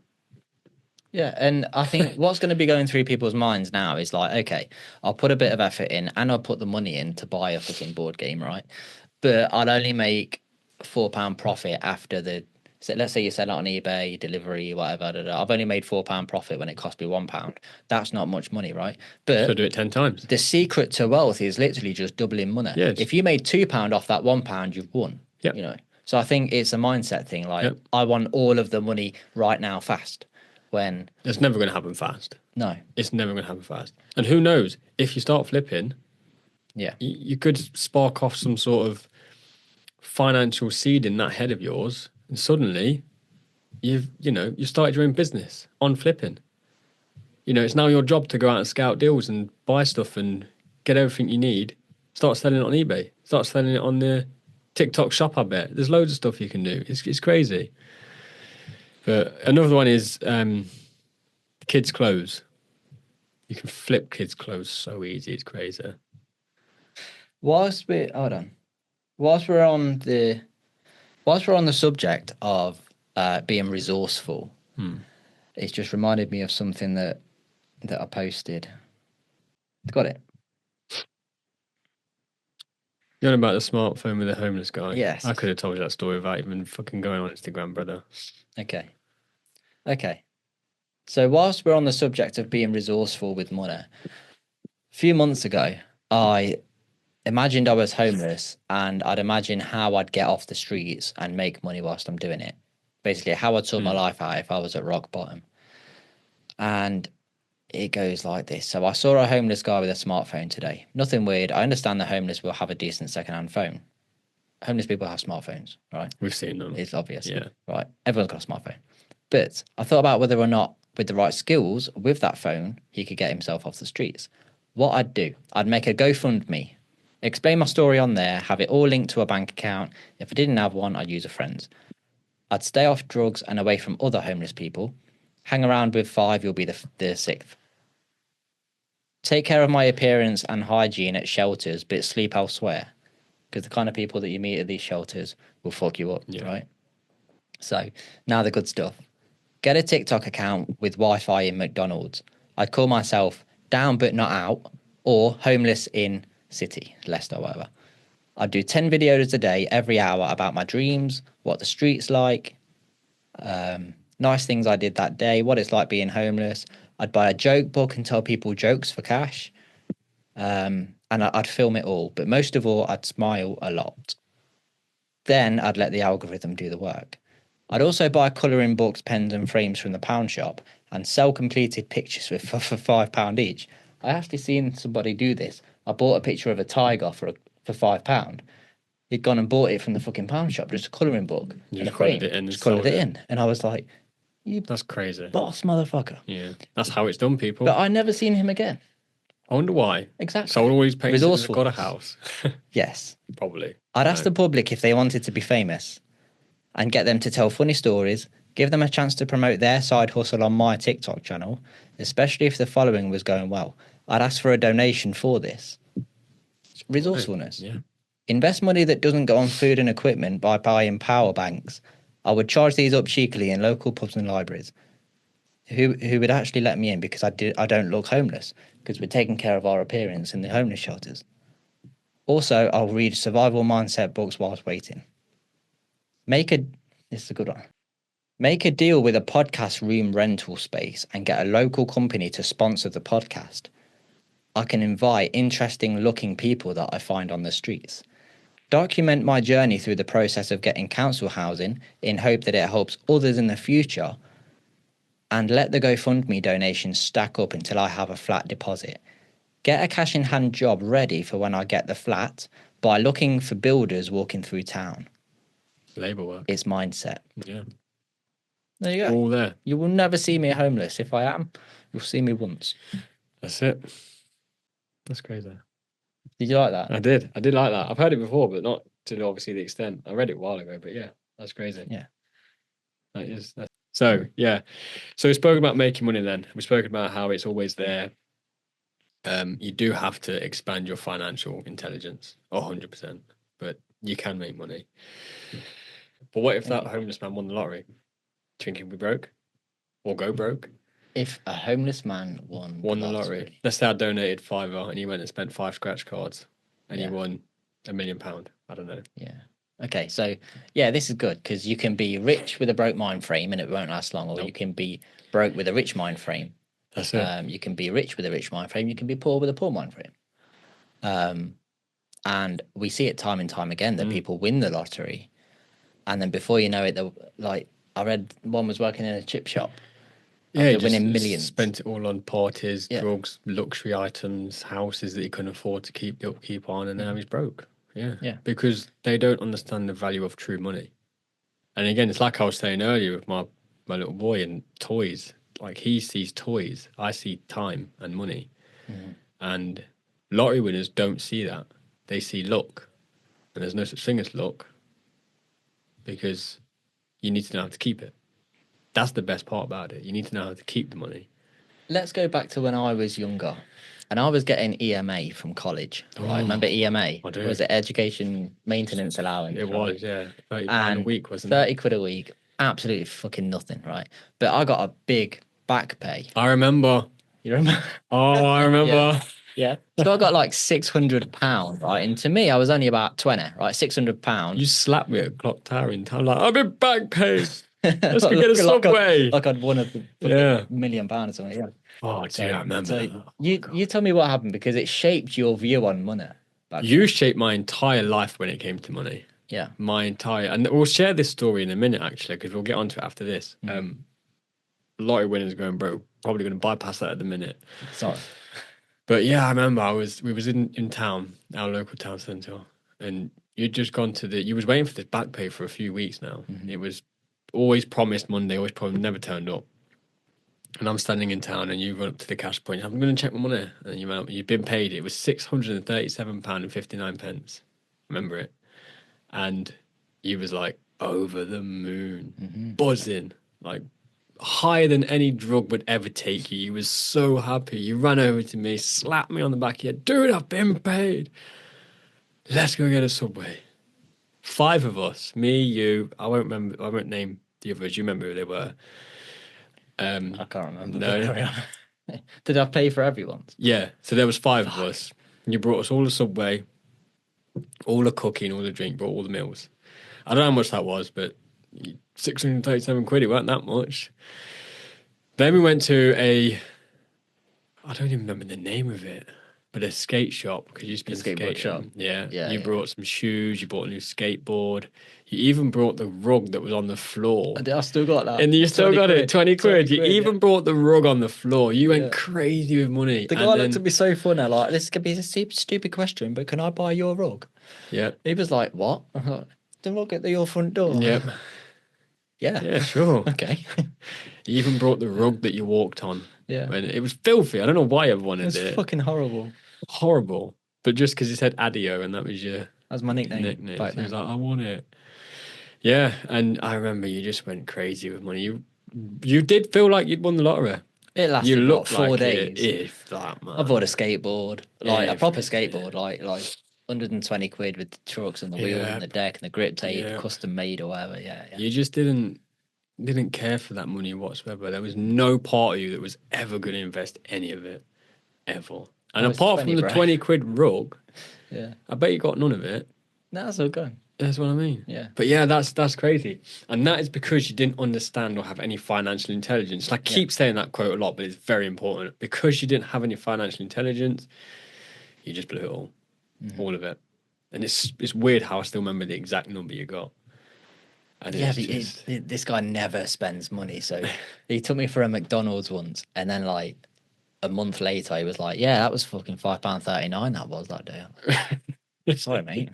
me and money, it's a love-hate relationship. I love making it. I hate spending it. It's one of them. I'll spend it if I need to, of course. And I will, don't get me wrong, I have invested quite a bit of it. So I'm not stupid with money. But I ask myself, I delay gratification massively. I've always done that where money's concerned. I delay gratification. And what I mean by that is ask myself, do I need or do I want? If it's a want, I'm not buying. If it's a need, it's a need. You know, if I have to pay the bills, I have to pay the bills. If I have to put food on the table, I have to put food on the table. Do I want these trainers or do I need these trainers? I don't need them, not buying them. That's how I see money now. So, yeah, you have to, and that's because I've appreciated the time and effort that goes into making money. When you got that EMA back date of £637.59, you didn't appreciate what went into making that money because you didn't make it. You was just entitled to it. They didn't pay you for whatever reason. You got a back date. That was it. Now, if they'd have broke that down and paid you when they should have paid you, you would never have had £637 saved up. It'd still be gone. You'd still blow it all. You'd still blow it all. Yeah. But you wouldn't have gone as crazy with the spending. And that's exactly what lottery winners do. Because if they was going to win the lottery and get £1 million spread over the next 30, 40, even 50 years, they'd be a lot more cautious with it. I would like to think. But if they get £1 million in one lump sum, suddenly that Ferrari doesn't look too expensive. Suddenly that 600 grand house isn't too expensive. You know, you start breaking down where the money goes, they're broke within a year. Yeah. It's crazy. And that's because they didn't appreciate what they got. They didn't have to put any work, any effort. No blood, sweat, and tears went into building that or generating that wealth. They didn't sacrifice Friday and Saturday nights building the business that would generate the £1 million. They just got it given to them. Yeah. So the value of it was it's very low meaningless. to them. You don't miss what you never had. They never had the £1 million before. So if they spend it, they're not going to miss it in the future.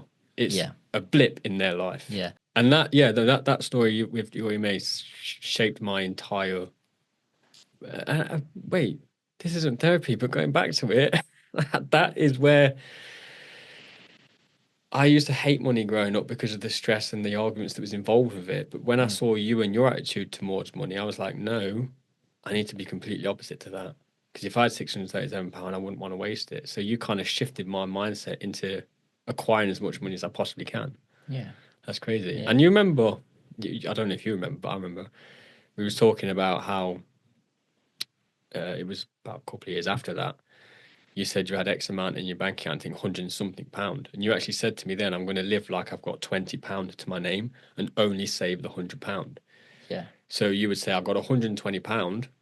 I'm going to live until my next payday that I like I've got £20. Yeah. So then when I get paid, that £100 already saved up. And that's how you was going to live. You didn't do that, but that's how you said you was going to. Well, I actually did that. Yeah. I actually took that and was like, genius.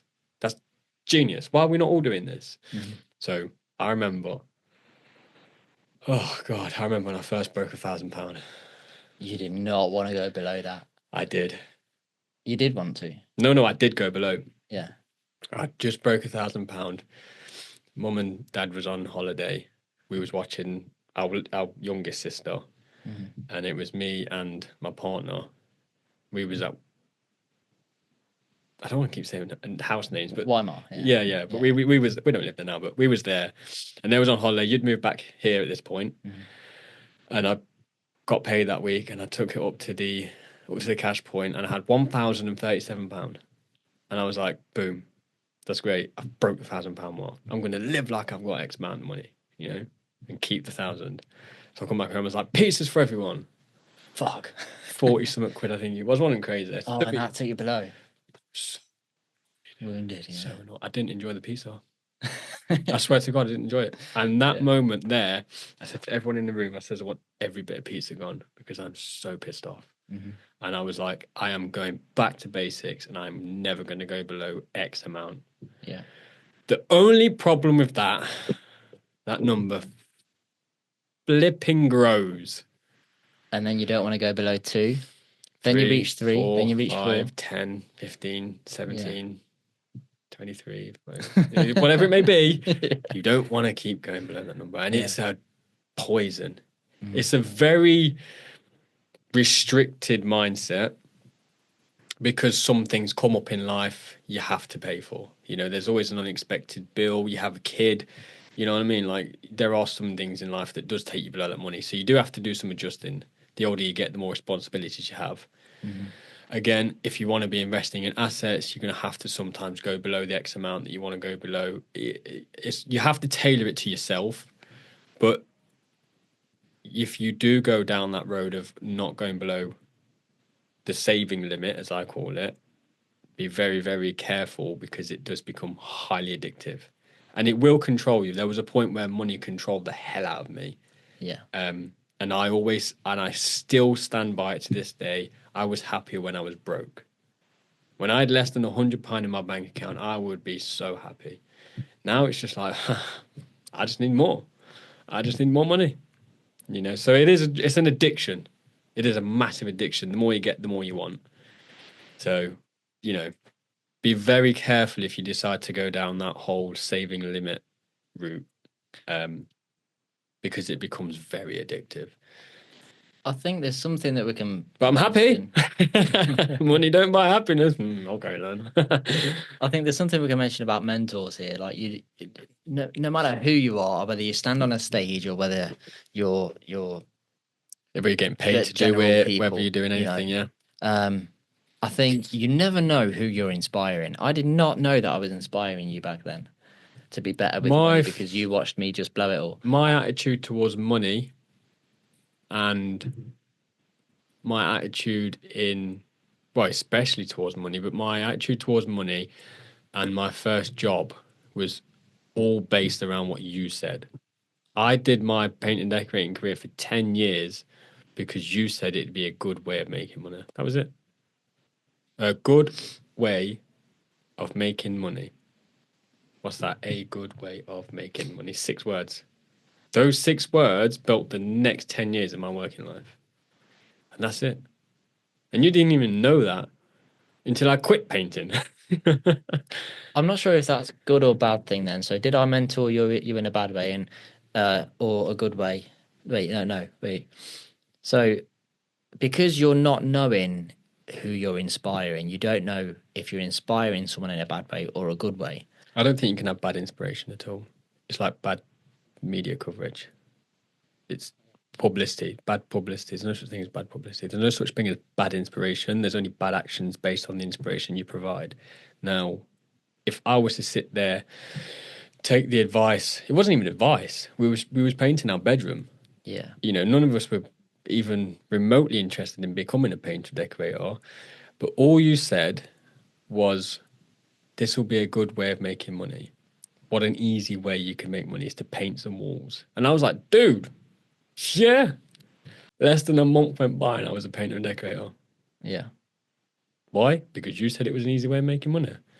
And there's lots of different branches you can pull from this tree. The first one was the inspiration behind making money. I was like, okay, how can I make as much money possible in the easiest way possible? Paint some walls. Now, little did I know when I got down the paint route, it was a lot more than just painting walls. Like, you do have to graft. And we then, digressing, but we then went and specialized in many different aspects in the painting world. So we weren't your sole trader, paint some walls and ceilings and leave. We was more of a specialist company. So that's another story. But yeah, so I became paint and decorator, one, because you said it was a good and easy way of making money, but also because I wanted to be better than you at everything in life. You was the big brother that I was like, this guy is everything I aspire to be. This guy is the person I want to grow up to be. Never had a dad growing up. You know, I had stepdad, of course, but never had my own biological dad. And I was like, this is as close to a dad and a brother as I'm ever going to get. So I'm going to be the best version I can be for them. You know, I like to think I did that. But then when you started making money and you started hanging around with certain people and you was getting women, I was like, this guy's a rock and roll star. He was playing the guitar, he was, you know, crafting songs, and you was writing an album. And I was like, you a master at chess, and you play guitar and drums, and you draw. And I was like, this guy's a legend. I'm going to be everything I can to be better than this prick. Everything. So I was like, that's it. They've just got to be better than he is. And God, do I do it good.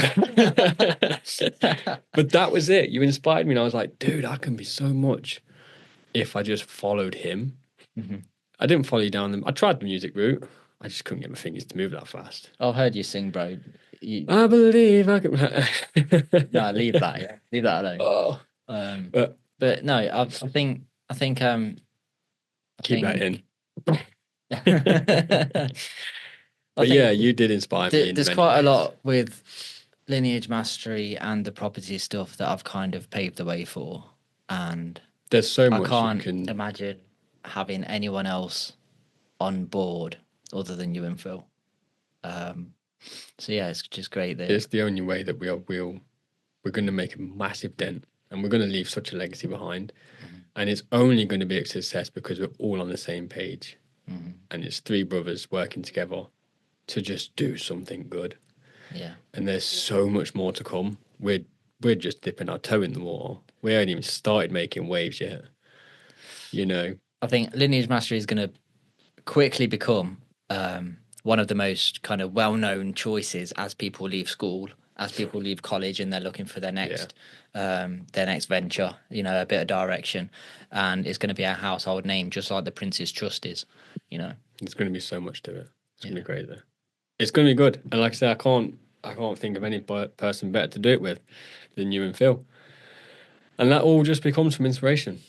Do you think this is a kind of money limitation, right? Don't work with family and friends. Don't join a business with family and friends. Keep money out of family. If you've got a shit family. Yeah. Yeah. If you've got a crap family. We- If your family is going to take profit, spend it, not put it back into the business, want to pay themselves first, if you're on different pages of the book, you know, no. You have to be, your vision has to be aligned, for one. Yeah. You have to know where you're going and all be on the same page with that. You all have to be heading in the same direction towards the same finish line. If you're not, it's never going to work. You also have to make non-negotiables. You have to lay down some rules and you all have to agree to them. If you're not, it's not going to work. Any changes that come up in the business, you all have to agree on. If not, it's not going to work. Yeah. There are so many things you have to agree on and so many things you have to get in line with before you even think about going into business. If one person doesn't agree to one rule or one non-negotiable, don't do it, because you're going to fail. You will fail, and you'll fail hard. And you'll probably, no, you will be a lot worse because it's family. Because not only then can you just leave the business and leave the partnership, you have to see them on your personal time as well. Yeah, it's severing that family So tie as well. So yeah, it's a very, people do say it, but then they're the ones that have been through it and fucked up. yeah, Yeah. or they're just scared. I don't know. But no, you do all have to be on the same page 100% of the time. Yeah. But no, it's good. It's very good. So during these podcasts, we're going to start doing what we call book recommendations. So, for example, this week we're talking about money. We're going to recommend you a book that we suggest you read tied into money.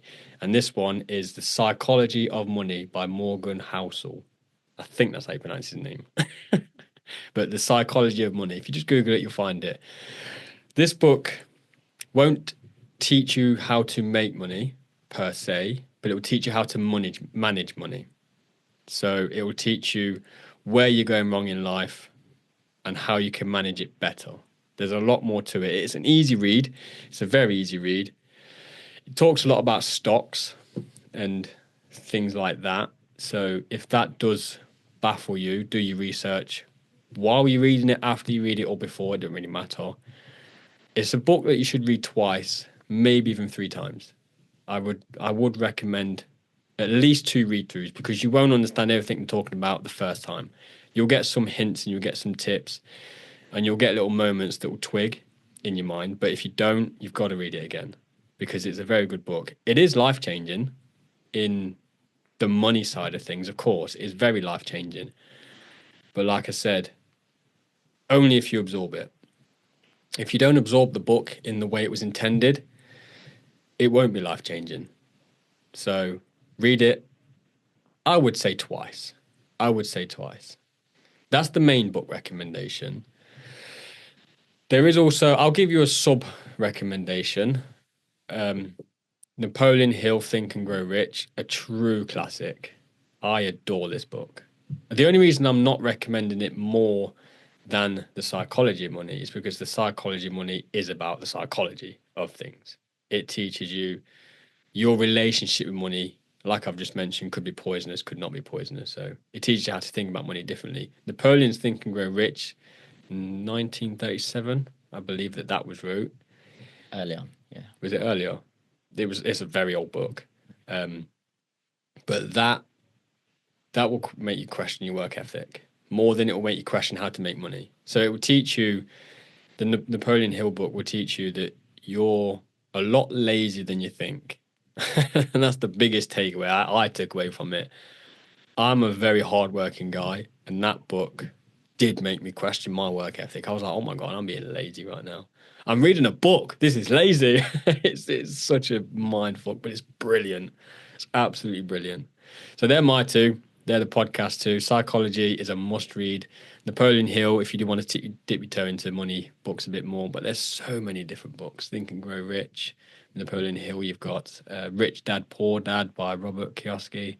Mm-hmm. You have so many. I mean, you've got Money by Rob Moore, Money Matrix by Rob Moore. I mean, Rob Moore writes about money every day. Rob Moore's books are very they're very relatable because they're very true. Yeah, they're very current very true with today.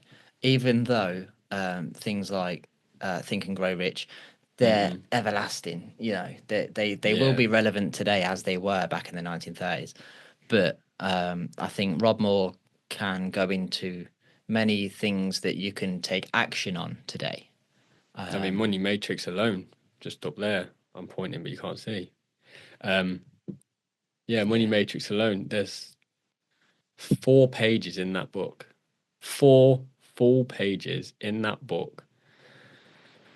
Oh, so exhausting, mate. He broke down everything we pay on in life. The taxes, after tax, the death when you die.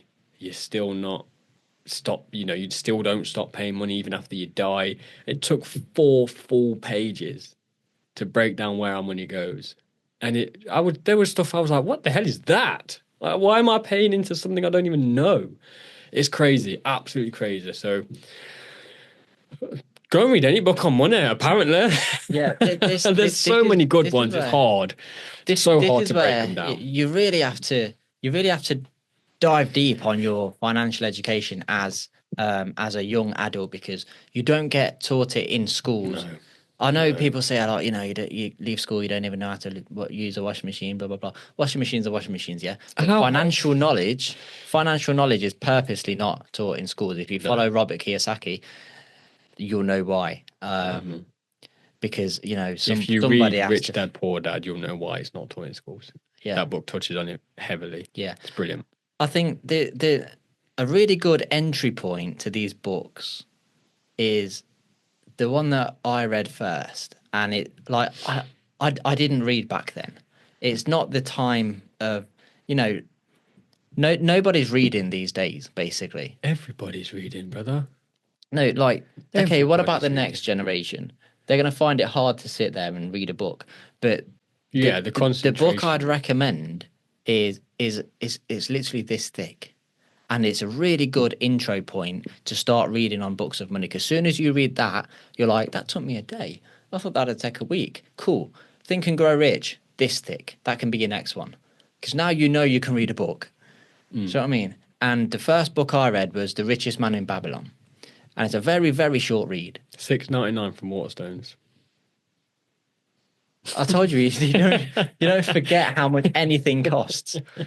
But yeah, so if you don't read and you're watching this, that's a good place to start because it's literally 80 pages. It's a good book. The Richest Man in Babylon. Don't know who wrote it, just Google it. Yeah, it's a good book. I actually don't know who wrote it.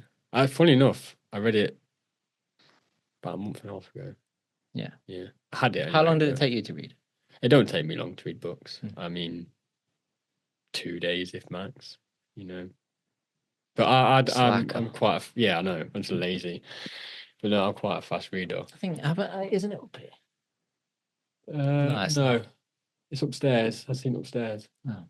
But yeah, so Psychology, Money, Think and Grow Rich, Richest Man in Babylon, and Rich Dad Poor Dad. So we have 4 books, not just one. We couldn't help ourselves, could we? We couldn't. We just have to. Well, no, if you count Rob Moore Money, that's 6 books. Life Leverage from Rob 7 Moore. books. It's the first Rob Moore book I read. That's a very good book. Yeah. Very good book. Let's paint it black and white. There's no wrong answers to reading books, Yeah. But they're the books we would recommend. They're the books we have personally read. And I think they're the ones that we've mentioned them for reasons. They've obviously stood out for a reason. So. And most of these things are timeless as well. There's a book by... You're going to say Art of War? No. There's a book by T. Harvey Eker, I think. There's a book, just in case it's right, there's a book by T. Harvey Eker, and it's called Secrets of the Millionaire Mind.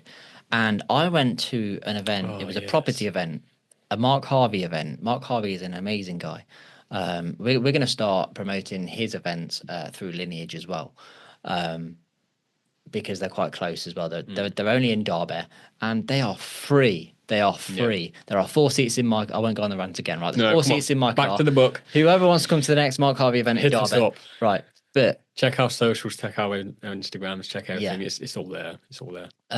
So I went to this Mark Harvey event, and he started saying some things that I thought were genius. And obviously, when you go to these events, you learn how the rich people think, and it shapes you how you think. So I picked up this book, Secrets of the Millionaire Mind, and I started reading it, and I was like, I already know that. Where did I read that? I've read that before. Then I carried on. The next page, there was something else. I'm like, have I read this fucking book already? 'Cause Mark Harvey was teaching it at his events. So this is a very, very old book, but there are certain lessons on money that are literally timeless. Yeah. And I think it echoes the fact that when you hear something quite stereotypical and kind of cliche about money and wealth, you think, oh yeah, heard that quote, seen that meme, but if it's true, it's true. It will always be true. Yeah. So just because you think it might be naive to believe something, or you've heard it and countless times before, if it's true, it's true. So the 3 comfort zones. No, the 3 zones. So you got the comfort zone, the stretch zone, and the panic zone. Right. So comfort zone, you ain't going nowhere there. No. panic zone is like, well, this is too much too quick, Yeah. right? But the stretch zone is where you should live because that's where you can grow. Mm-hmm. But he's got his own take on it. So the first zone is the lazy zone. You take no risk. You watch your Netflix. You go to work and hope the income Yeah. pays for the outgoings. You don't do anything extra. You probably don't even have a job here, actually. Then you've got your comfort zone. Okay. This is where 20% of people live, apparently. So, comfort zone, you have a job, your mortgage is paid, you don't do anything extra, and you just hope that that stays the same forever. Month to month Right. and get by. Yeah. 19% live in the conditional action zone, Mm-hmm. right? Which is where you're watching your motivational videos, you're following your motivational people, and they give you that dopamine every day, Yeah. just enough to finish the work day, and maybe get into Bitcoin a bit, right? But 1% live in the LDOI zone, and that stands for life depends on it. Okay. And this is literally where you, in your mind, you need to get rich or you will die, right? Yeah. That If kind there's of mentality. no plan B. And you need to kind of know when to turn it on. So I think the best place to live is in the conditional action zone, but keep jumping into the life depends on it zone. Would Now, it not be dangerous to live in the life dependent zone constantly? Or is that just my I crazy don't know. mentality? Try it. I don't know, man. But yeah, try it. Where do you think the most dangerous zone is? You got the lazy the zone, comfort zone. conditional action, or the It's the comfort. why? Because it's just where you're never going to grow, you're never going to change, you're never going to fall back, you're never going to fall forward. You're just there. But the lack of money can be catered for by No, because you're comfortable, so you don't have a the lack of money. well, the lack of growth, right? Can People be don't want growth if they're comfortable. exactly. But you have your comfort. You live one life on this planet, and you can kind of enjoy that, you know. So there's no motivation to get more, but you have what you need, and Yeah. you're happy with that, Yeah. right? So do you think that's the most Yeah, dangerous? the comfort zone. I reckon it's the conditional action zone. Without going into that life depends on it zone, I never would have gone on company's house and said, yes, I want to start a business. Bang. And then it started. Do you know what I mean? And then in 12 months, I've got to do a tax return and I don't know how to do it because I've never done one. Do you know what I mean? If I stayed in the conditional action zone, I'd just watch every single motivational video out there on my sofa. I wouldn't do a thing. I wouldn't build a thing. I wouldn't meet anyone. I'd just be like, cool, motivated. No, but that's then comfortable. You're just comfortable at a dopamine level. Yeah, that's why it's the most dangerous because no action is actually taken. But you kind of taking grow. some action. You Because at grow, one stage, but you're in the same spot. But then that's not comfort if you're still growing. No, like you grow your mind frame. You know, Still a every growth. single Andrew Tate video is in there, Still a growth though, but isn't you it? don't do anything about it. But not yet. You It's just the haven't most found that dangerous one because growth yet. that's where you'll get depressed. But then depression's a luxury. And if you're depressed, oh, you've done it, brother. I've done it. Depression is a luxury. And that's a Ladies very and gentlemen, take the floor, Jamie. that's a very difficult sentence to say. But if you sit there and say, I'm going to live in the conditional zone, are you doing that while I'm speaking? Go on your rant. Depression is a luxury. You just said if you live in the conditional zone, then you become depressed, and you say that that's the most dangerous place to be. But if you are depressed, you have the time to be depressed. Therefore, you can free up some time to go and live in the life depends on it zone. Okay? I think that the most dangerous place is the comfort zone because there's no growth, there's no shrinkage, there's no more income, there's no less income. You're happy watching your Netflix, you're happy eating your pizza on Friday night. That's just the most dangerous place to be. You can't live life comfortable. It's not what we're made for. Humans are a hunting breed. We are dangerous creatures. We are at the top of the food chain for a reason. So if you take all that away and give us comfortable living, we're not living our purpose. You know, we are now in a day and age where you don't have to go and hunt for your food. We don't have to do that. We don't have to do anything that will put our lives at risk should we choose not to do it, and we will still survive. So what's the only other option we've got? We make money.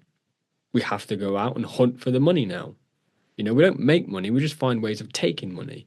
Everybody says that. Everybody who's rich says the same thing. You can't make money, you just have to take money. That's it. So if we aren't living our lives taking money from other people and we staying comfortable, that's such a bad place to be. Such a bad place to be. And I think then you have the right to be depressed. You know, I'm not saying you should be, but you have the right to be, because you have so much wasted time. If you're living in the conditional zone and you're depressed, you don't deserve to be in that conditional zone. Why? Because you watched David Goggins run 100 miles and now you think you can run. No, go out and run. Simple as that. I think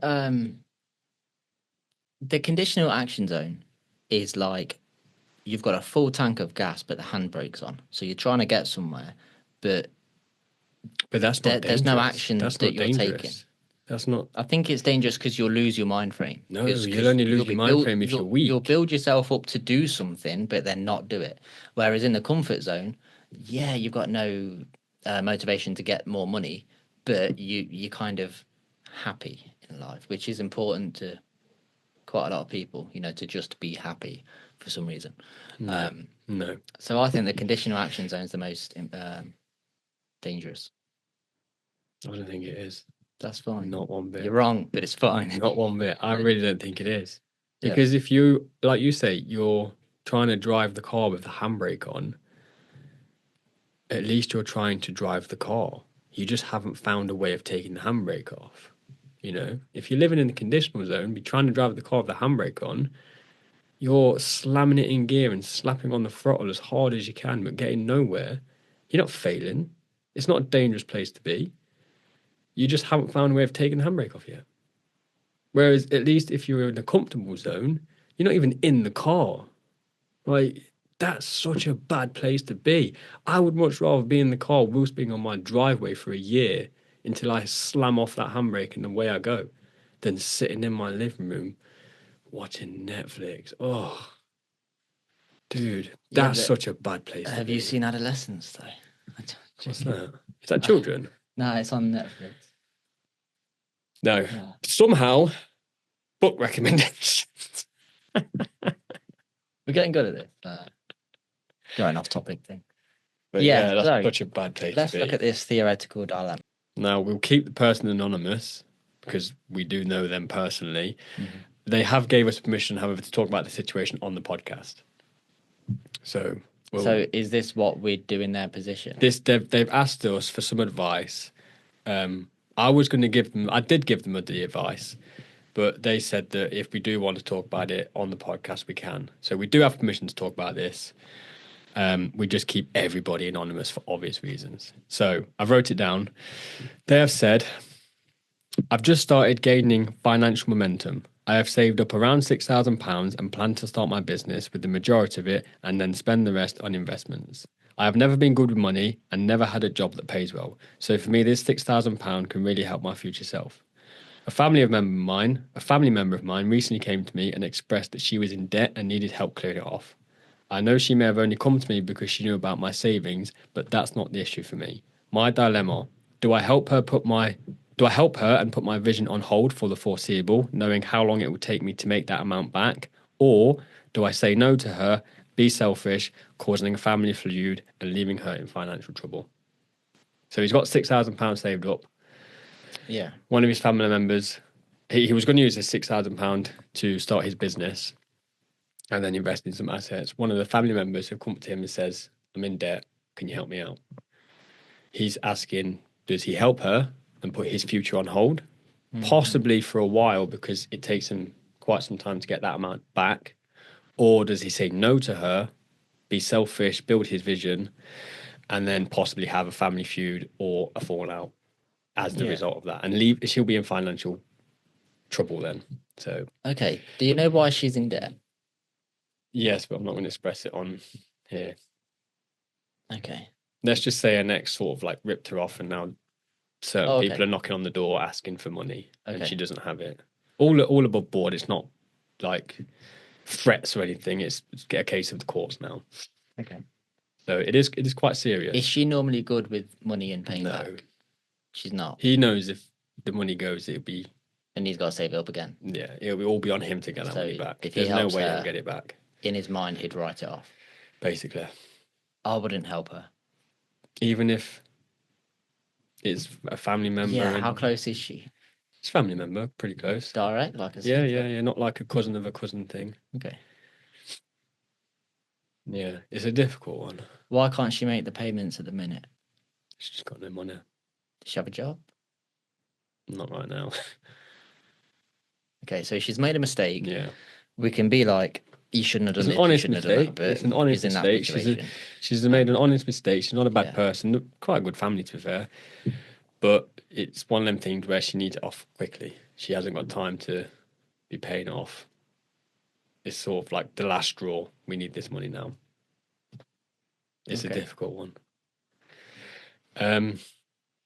It's very easy for me to say no, put yourself first and build your vision and start the business. But at the same time, do you have that on your conscience? That's a lot of guilt to take, knowing that you could have fixed somebody's financial situation and chose not to. It's very. I would like to think I'm cutthroat and I would say, no, build your vision. It's all about you. They won't help you. But then, should the vision fail and somehow she comes into some money, the tables have turned, haven't they? What does she like to do?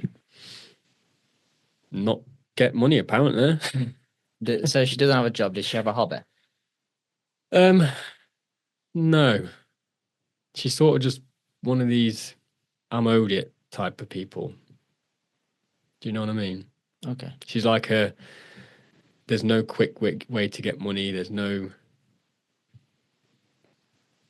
pot of gold at the end of the rainbow. She's very like, I'm owed this, and that's it. Okay. What I would do Mm. is ask her. I'd ask her what she wants to do for the next year, Mm-hmm. as if money wasn't a thing. Yeah. Right. So find something that she likes to do, and then I would give her £1,000 of it, so she can start doing what she likes to do. Mm-hmm. Something that generates money. Money. Yeah. Teach her So- to build an asset. Yeah. So it's that thing, isn't it? If you give a man a fish, he'll eat for a day. Teach him how to teach him how fish. to fish, he'll eat for For life. life, yeah. So what I'd do is spend 1,000. I wouldn't tell her that I'd go over 1,000. I'd tell her, look, I'll give you one, but be prepared to go over if she needs it, right? Mm-hmm. So give her a bit of money to build something that would generate the income to pay that. Meanwhile, I'd put 5,000. No, I'd put 4,000 into something else, probably a rent to HMO, right? Well, it depends what his business is. He wants to Yeah. start a business. He did say he was going to spend the rest of it on investments, so I'm going to assume that the business start won't take the full 6,000. So he does have a little bit of wiggle room. Okay, yeah. You know, he says, I've got 6,000, I was going to start a business and spend the rest on the investments. So he does have some spare after starting the business. So, Yeah. like you say, he could probably give the spare that he was going to spend on the investments to his family member and then say, take that to build an asset that would pay for the debt. That could work. Yeah. that's Two what I'd do. birds, one stone. You Yeah. still build your business. Yes, you don't buy the assets, but you save a family feud at Yeah. the same time. I'd fund her thing Yeah. partly. I'd fund his thing massively. Yeah. Prioritize himself. If he fucks up, you've still funded your thing. Yeah. You've still funded your business. And if the business goes well, you could just give her the money then anyway if the business starts doing well. Yeah. You know, you took care of yourself and then you've built your own income. It's not ideal having to put your first payday down on someone else's debt, but But yeah, that's what I'd do. I'd say, right, you're working for this. yeah, Here's £1,000. What is it? I'd sit down and plan it with her, and then I'd say, right, a whole year I want paying back, right? yeah. And then after that year, she's built a business and she can carry on making the money. But I mean, I don't know what business you could start with £1,000, but is she into hair and nails, She or could do flipping. she could do flipping? She could buy a £400 car, wash it, sell it. Buy a £500 car, wash it, sell it. She could buy a car and sell it. She buy £1,000 car and sell it for 15. Yeah, but if a woman came to buy a car, they have Or get issues, don't they? get Like the guy to getting sell it. ripped up and that. Yeah. If he's gonna help her anyway, Hmm. yeah, you could start flipping. Full circle with the podcast, really, isn't it? But you could start flipping. Yeah. There are ways you could take that £1,000, buy something, sell it for profit. I think it needs to be something that she'd be interested in, because she doesn't sound like she'd grind to pay it off. She wants to do something that she likes to do. No, yeah, but I think if, like I say, if you left it up to her, there wouldn't be anything. Do you know what I mean? Even I if it's think he something has she to likes to push do. that grind on her and say, "We can do this. This is how you'll do it." Yeah. You know? Yeah. I think £1,000 with his mentorship or your mentorship. Is this your friend? Yeah. Um, and yeah, teach her to fish. £1,000 to her, £4,000 into his own business, and then have £1,000 in case she needs more. Or he could be some sort of guarantor for her, and then if she doesn't pay, then he Then pays. he's But got it. Yeah. definitely, spend it more in his favor, but still help her Yeah. out a bit as well. Try and teach her how to fish. So Could work. that's what Yeah. I'd do, but without knowing more. No, Yeah, he'll watch this. And there you go. yeah, it's just one of them things, isn't it? Because you do risk a lot of family issues then saying no. But then at the same time, it's that whole entitlement thing where you've got money and people think you're entitled to it because they know you personally or related to you. Yeah, it's funny, isn't it? When you come Yeah. into money, it's like, oh, you're my best friend now. Yeah. Remember when we went here and that really good memory we had? Remember that? Yeah. Yeah. Yeah, dude, that was Oh, when I was I'm in 4. a bit of Yeah. shit. Can you help me out? That happened a lot when I started getting a lot of money. Yeah. That happened a hell of a lot. Oh my God. I mean, I actually had one person. I'm still very good mates with him today. I told him to F off in a nice way because he's a brilliant bloke, a really nice guy.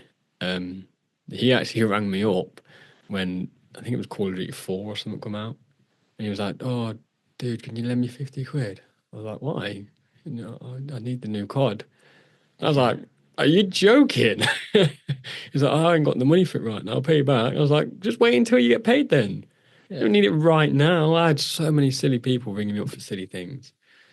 And I was like, well, by the time you get paid, the game isn't going to be completely sold out. I can almost guarantee you'll be able to get it in 2 weeks when you get paid. Almost guarantee it. But and that's that comfort zone again, bro. That's that comfort zone. He could not wait 2 weeks and be behind 2 weeks on the game than everybody else. He had to be there up front. FOMO. That's so bad. And that is the dangerous place to be, that comfort zone. That's why it's the most dangerous. Because you will spend money you don't even have in order to fit into places you don't belong. Damn, that was good. We're going to have to fact check that to see if I've heard it anywhere else. If not, I'm leaving more behind than just my pretty face, mate. I'll tell you now. Spend money you don't have to be in places you don't belong. Yes, that was good. Give me a 5 on that one. Are you done? Yeah, You fucking done? Yeah, I'm done. All right. Because we've got a question. Over. Yes. All right. I think I know who sent this question in. Well, don't say the name. No. Don't But say I the don't name. want to go on a rant. Yeah, you do. Are we ready? Yeah. Should we call this the ranting podcast? You spoke to me about a Moneymaker Summit event you went to, and Alfie Best said that he'd lost a lot. He had to sacrifice a lot to get to where he is. Can you talk about anything that you've lost and sacrificed as you've started your journey? Oh. And we talk about sacrifice. Yeah. Yeah, you want to go first? I've This is one of three sacrificed. people. I've sacrificed a lot of time with my family. Mhm. That has been a very. You actually spoke to me about balance. When I get on something, it's 100%. If I get on something that I know will be a success or will make me money or will better myself in some way, it's 100% at 100 mile an hour. And then that becomes my new obsession. So for me, it's always been about finding balance. And I have always been very bad at that. There's no, let me do this for 2 hours, take the family out to dinner, come back, do the bath time routine with the little man, and sit down with the wife and do whatever in the evening, and then get back to work. It's no, this is what I got to get done today, and that's it. That's anything else after that with the family is a bonus. So for me, sacrificing time with my family and friends, I've lost so many friends because I've chose to work, and that I think in itself is a silver lining, because if they can't stand by you while you're trying to build yourself, then they don't deserve to stand by you when you've made yourself. These keep rolling off the tongue, brother. It's that famous saying, one of my favorite sayings. I would rather be carried by 6 than judged by 12. And that's a very, I like that. when you understand what they really mean, I'd rather be carried by 6 than judged by 12. That's very, very, very inspiring for me anyway. But yeah, for me, it's time. I sacrificed so much time, valuable time, and it does take its toll really heavily on you. So I'm trying to find balance. I'm trying to find that sweet spot.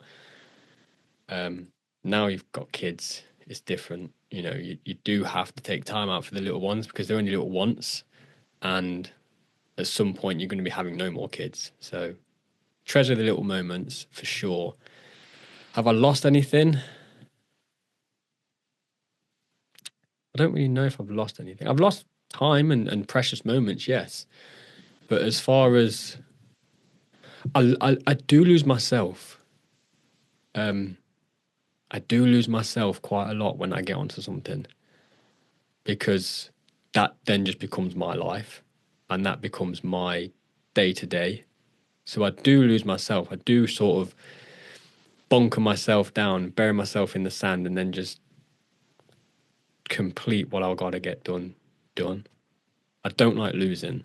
So if I can find any way to not lose at the situation I find myself in, I will guarantee I'm going to win. And that's just who I am. So for me, losing myself in a good way, of course, and sacrificing time, they're the two biggest issues. I'm getting better at them, but I'm not, nobody's perfect. Yeah. Yeah, I think in the way that we go, okay, you got your 9 to 5, but it's about your 5 to 9, Of course. and this is the only time where people can spend with their family, and I mean, most people out there think that sitting down watching Netflix for a few hours with your family is not a waste of time. But it leaves no time for actual growth for yourself or for your dream if you're just busy working for someone else's. So I think the word balance is very important, but it's very, very hard when you sleep for 8, you work for Don't sleep for 8. oh Don't get yeah, me yeah, yeah, started. don't sleep for 8. But when there's only 24 hours and people need your attention and time, Especially and family. sometimes you ain't got it. Yeah, especially family. If you've got a close family, you know, wife, kids, sisters, nans, you know, granddads, whoever it may be, time is valuable. So to lose time, you better make sure that what you're doing pays off. If you are going to sacrifice your time and you're going to lose yourself in the process, you have to win. Because if you don't, it was just a massive waste of time. Simple as that, isn't it? That is so fucking true. You Do you have know to. everything, everything that I've had to lose, or everyone that's walked out of my life, even though like how hard I work now, I weren't working that hard like a year ago, and my girlfriend left me. All I was doing was building a little website. When I was popping around, I'd take my laptop and work on a little AI Canvas brand Yeah, website, you know. And if that was enough for her to leave me, then fucking adios, love. she You wouldn't know, have survived what we're I doing don't now. miss you, you know. No. But I think the more you lose, the more you double down, Yeah, yeah, which is what you yeah, just said. yeah. But it's true. The more you have to double down because if you lose them and quit, you've you've lost two things, Yeah.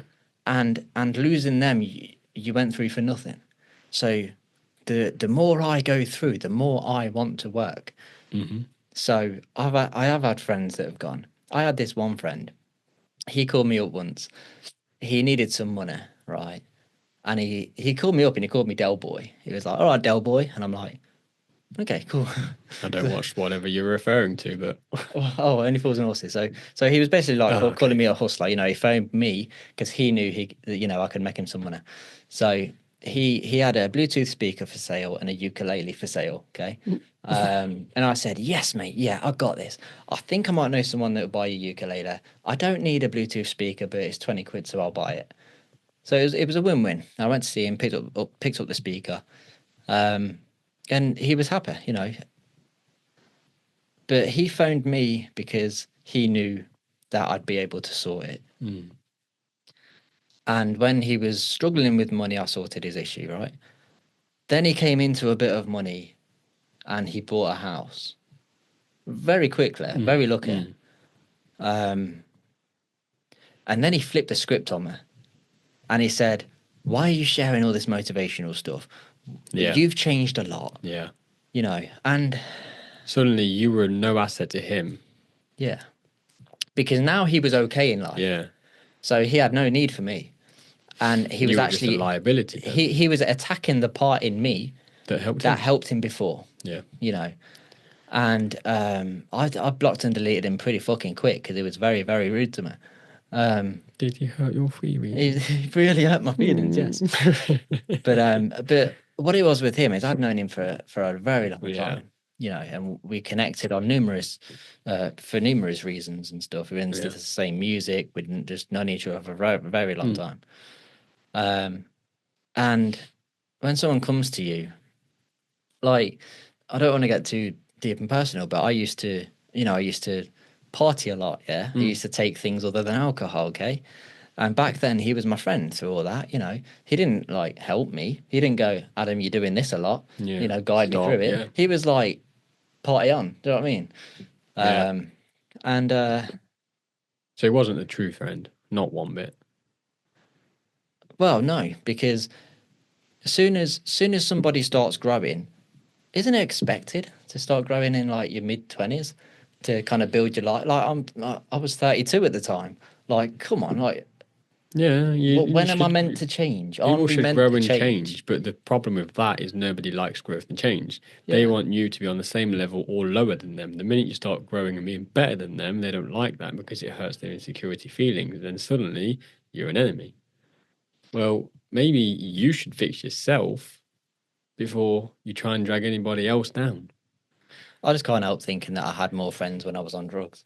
And it's just weird in a roundabout way that now that Of I course, respect everybody wants to myself, party. That's the problem. yeah, Everybody wants to party. now that I'm better for my son as a person, Hmm. I'm better for my whole family as a person. I'm trying to get wealthy in this world. I'm just an all round better person in general. But you're not You know, fun. but I'm not fun, right? And there's another person. That's the problem. I've known him even longer than this other guy, okay? And he went to Thailand, had an absolute blast out there. I was meant to go with him, but I didn't. And when he came back, we've gone for coffee. And I was telling him about all these events I've been going on and these ideas that I've got. And he turned around and he was just like, "You need to be more relatable." And I'm like, "Sorry, mate." Or you need to be better. Yeah. So Why don't you get on so my level and then we can talk? yeah. So since then, You know, I think I only met him once more. And whenever I met him, we'd go out for a drink. And I'd be just obviously what I want to do and my plans and my dreams, they come up in conversation because when I'm out for a drink, I'm thinking it's a guilty. I'm like, why am I fucking drinking? Yeah, why I've am I got doing shit this? to do, so Yeah. it's on my mind. Yeah. So, That's why I don't drink. That's why I don't go out. yeah, I've lost a lot of friends basically, but they weren't really adding to my life anyway. I do miss the other guy. I'd have to set something up. He's all right with me, he just can't relate to me. But You can have but the friends other at guy can distance, stay can't you? away. Yeah. It's no loss to me. And my girl, my ex, fucking adios. Yeah. So that's what I've lost. But Sounds like it's not a bad loss. what have I got? Is that rhetorical or? No. Like what have I got?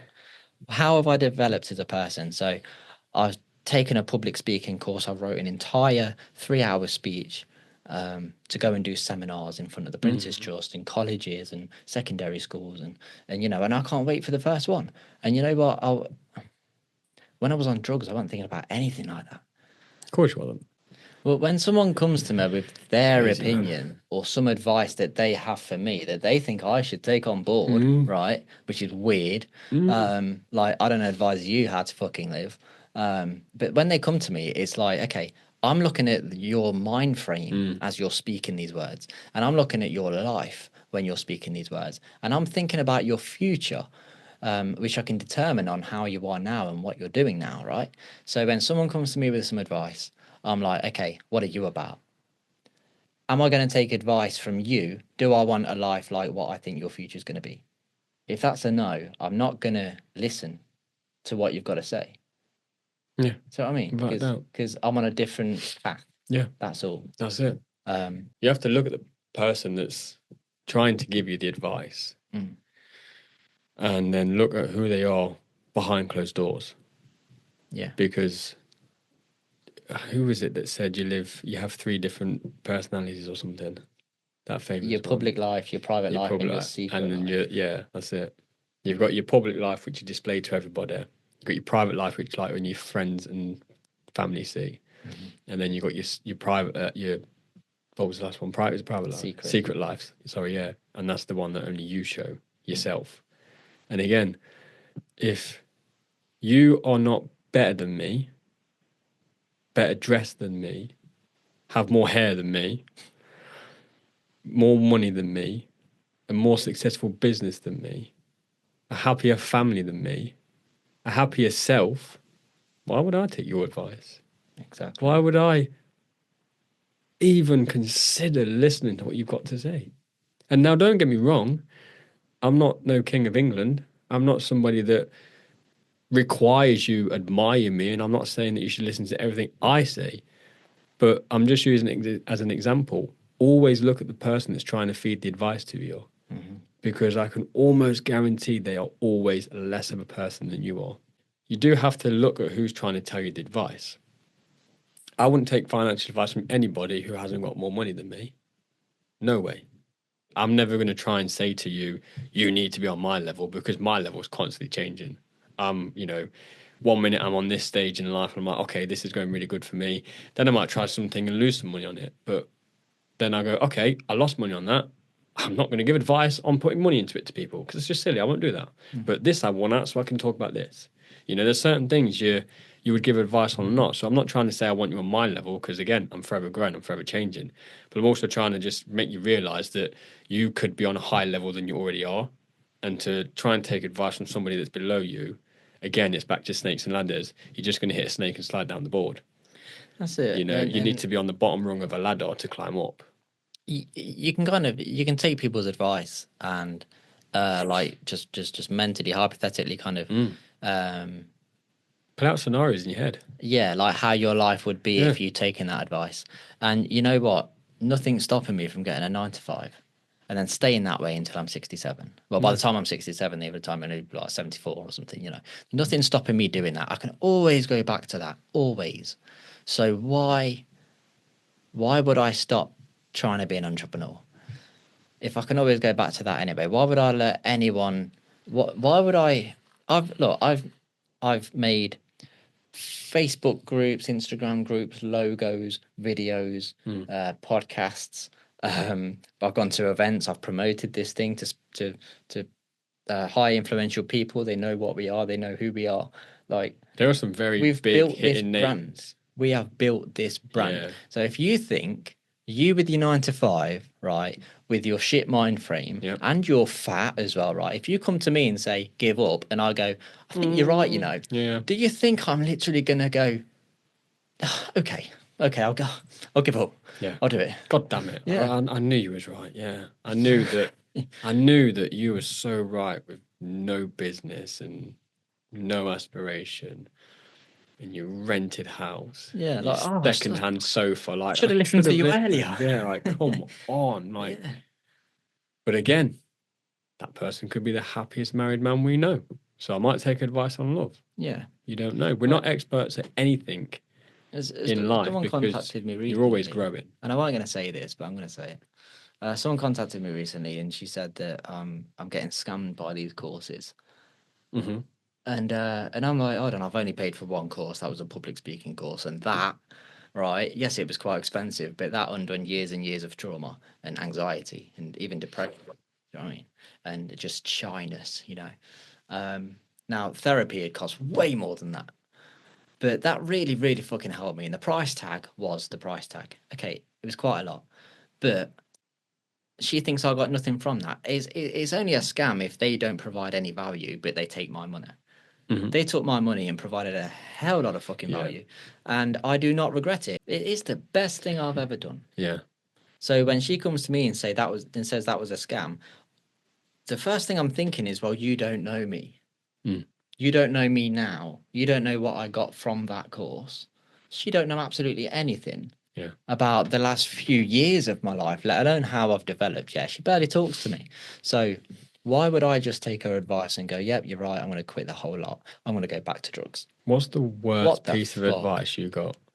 The worst. We talk about the best piece of advice and the most inspirational people in our life. What's the worst piece of advice you got? Oh, yeah, I've got, yeah. This I'm was trying to recently think, as I'm well. trying to think what mine might be, but the worst piece of advice I got, I don't know. I'm not sure whether it was my dad or my uncle, but it was bloody fairly hell. recent. I'm one of the closest. This is what I mean. This is what I mean. I love everyone in my family for bits, right? But I'd never take financial advice off them. Now, I started doing the lights in guitars, you know, Mm-hmm. the dots down guitar necks. I put LED lights in them. And I told my auntie, this was through COVID. Mm-hmm. I told my auntie, I'm going to build a shed in the back garden. I'm looking at sheds. They're quite expensive, like £500 to £1,000 for a nice wooden shed. And I'm going to do all my guitars in there. I'm going to have a really nice workshop in the garden. And she's got a saying. She goes, oh, there goes another one. And when she says that, she means pigs flying. Yeah. You know, so she thinks, I won't do that. Yeah. So she comes home from work at dinner for about 45 minutes, about 12:30, 1:15, right? She came back and Travis Perkins, now bear in mind I was looking at wooden sheds, yeah? Travis Perkins were dropping off 3 big pallets full of concrete blocks right on the driveway. And she was doing like, it, I'm doing what it. the fuck are you doing? Yeah. Right? I'd bought all the cement and everything and fucking wheelbarrow. And I said, I'm going to do it in fucking block. And if you look out that window right now, you'll fucking see it. It's a big workshop. I'd incorporated my old shed and everything, stuck a big nice roof on top, tiled roof, and I'd done the whole fucking thing. So don't test me, yeah? Don't test me. If you tell me I can't do something, I'll fucking do it better. Yeah. Fuck wood, we're doing it in concrete. Yes. Yeah. We'll put it on the socials as well so you can see it. After this episode goes live, we'll put it on the socials. I'll just flash a picture up now of it. Yeah, in the edits, that's it. Yeah. Forgot you're a tech whiz. But fucking, it's funner. And then when my girlfriend left me because I was building that website and it was taking a while, right? Which sounds fucking stupid. Yeah. But it's such a closed off mindset, isn't it? Yeah, it really is. There was a time, so I was building this website and I thought about doing a clothing brand website as well. So I was doing a lot of work on the laptop, and it was about 11 o'clock, right? And So I'd been up all night on it, so I'd just got up, and I can't remember if it was my dad or my uncle, but they both done the same thing, right? They both came into the room and said, "Why are you doing this? Why are you doing that extra stuff? Like, can't you just chill?" And it was nothing like what we've done and built now. Do you know what I Dude. mean? I was just doing a little Yeah. website and it was like, Yeah. why are you bothering with that? Yeah. Just chill. You're gonna burn yourself out. Burn myself out. You know, ironically, before you turn up to pick me up, um, obviously you know what's going on and stuff in personal Today. lives. Yeah, yeah, today. You Yeah. obviously know what's going on in personal life stuff, but Yeah. ironically, before you pick me up, I'm round there and we're just talking. He's got the football on, it's the FA Cup final, and we're just talking and whatnot. And literally, I'm in the hallway. I'm just putting my shoes on. And he goes, "What are you doing?" I says, "Oh, Adam's picking me up. We're going to film podcast and just get some work done. You know, both free, so let's do it." Oh, we got loads of DVDs and stuff. I didn't know if we were going to have a bath and put a DVD on and chill out. And I was like, "Chilling's for broke people, dude. Like, I ain't got time to chill. Like, there's just no part of me that finds that interesting at all." And he meant it with the most good intentions possible. I knew where he was coming from. But I was like, my best move on the chessboard now is to get my work done and just keep building. And I was just like, I love you, man, but dude, I can't chill, man. I just can't chill. Yeah. That just made me realize when you said just chill. And I'm like, that's the old school way of talking. Get your work done, get your paycheck, and then you can chill. Relax. Yeah, and then relax. You know, that's the old school way of thinking. And for me, that's not me, man. Like if I'm not working or sleeping, I'm wasting time. Simple as that. Yeah. You know, it's crazy. And he did mean it with good intentions. You know, I do adore that man. He's a very, very good bloke. His heart is such in the right place. But you know, he for him, he looked at me and my situation, and he was like, okay, the best thing that Jay can do is to chill out, have a bath, and take some time for himself. He's got the moment, he can take it. For me, I was like, nah, dude, I need to work hard. Like, do you think I've been working hard recently? You've not seen nothing. It's a fuel, isn't it? Oh, the dude. things. I think we have exhausted the money section of the podcast anyway. We've done the dilemma, we've done the books. Yeah, so we're going to end it here. Okay, let's first let's just cover some points. So, yeah, let's do a recap. Some advice that you have for the generic person on what they should do with their money next. So things like cancel things you don't really need, but the money you save from that, try and do something clever with. Bridge the gap to the assets, you know. Yeah. So my first point of call would be to open your bank account, your apps or whatever it is. Look where you're buying unnecessary subscriptions, because I can almost guarantee that we've got subscriptions that we don't even know we still pay for. I can almost guarantee you're paying for at least one subscription you don't even know you're paying for still. Maybe normal people. I'm like, on about every penny goes. Yeah, I'm a bit money addicted, so I do realise. But the majority of people will have some sort of subscription they don't even realise they're paying for. Whether it be £2, £3, £4, whatever it is, it's still a big difference on the monthly basis. So the first thing I would do, break down your finances and work out where every single penny is going. Then once you've found out where every single penny is going, start getting rid of things you don't need. So take away your Disney Plus. I mean, how many people still have Disney DVDs and Blu-rays? I bet every single household has Disney films in their DVD collection. They just do. It's just something that you just acquire. You don't even buy Disney DVDs. You just have them. You know, it's just like air. They just appear. It's crazy. So go and watch your Disney DVDs if you want to do it. Or better yet, stop watching Disney films at 30 years old. That's what I was thinking, yeah. So get rid of your Disney Plus subscription. Don't need it. Netflix, get rid of it. You know, make a new fake email every month and get a 3-month membership every month if you have to. Who cares? You know, Pirate Bay's still a thing. Yeah. Yeah, I would highly recommend working out where every single penny goes, cancelling things that are not necessities. Then I would look at assets, do a lot of research before putting money into assets, and do realise that the number one rule, you only invest what you can afford to lose. If you can't afford to lose it, don't invest it. So in the Noble, there's a whole asset course. Work out what your asset strategy is. So again, like I said, precious metals, whether it's properties, you've got a few thousand to throw down or something. I don't know what your situation will be. There's assets that you can buy that are as cheap as £32. That's what I'm saying. So there are assets out there that are extremely cheap, cheaper than the week shop. You know, for a week's worth of shopping now, I know you need shopping, you can't go about food and stuff, but I'm just saying for the price of one shop, you can buy 2 assets.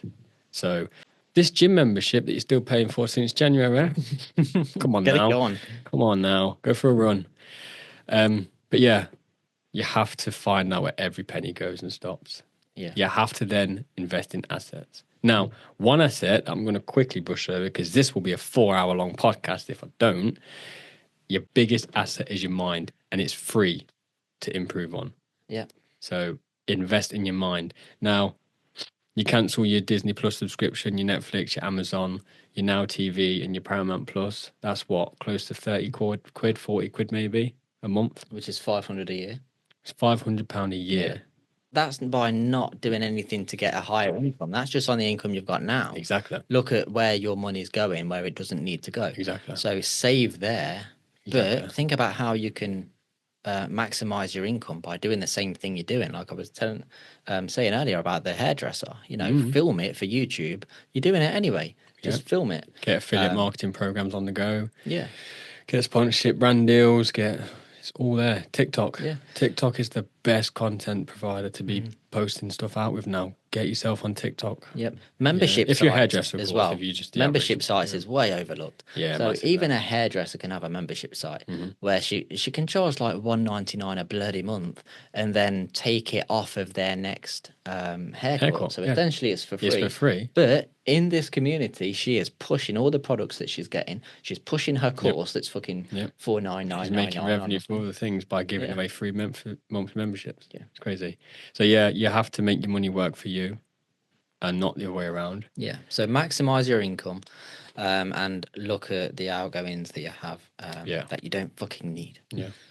You can have a plastering business, right? You could be the best plasterer out there, but know nothing about business. Yep. It's the same with this. So you need to learn about business, how it works, how a limited company works, or maybe you just want to be a sole trader. Yep. But you still need to figure out how to pay all your taxes and stuff like that. So you need business knowledge, but then you need sales knowledge and marketing knowledge. Sales and marketing are different. But without business knowledge, financial knowledge, sales knowledge, and marketing knowledge, you'll reach a ceiling and you won't go past it at all. Yeah. So they're the recaps anyway. Yeah. We digress a lot, but they're the recaps. So make every penny work for you. And money does buy happiness, and it's not the root of all evil. And rich people are not greedy. Money only propels who you are as a person. And lottery winners are stupid. And read The Psychology of Money, Money Matrix, Life Leverage, Money by Rob Moore, Rich Dad, Poor Dad, and Think Rich, Grow Rich by Napoleon Hill. And that's the podcast. Smashed it, my brother. Let's go.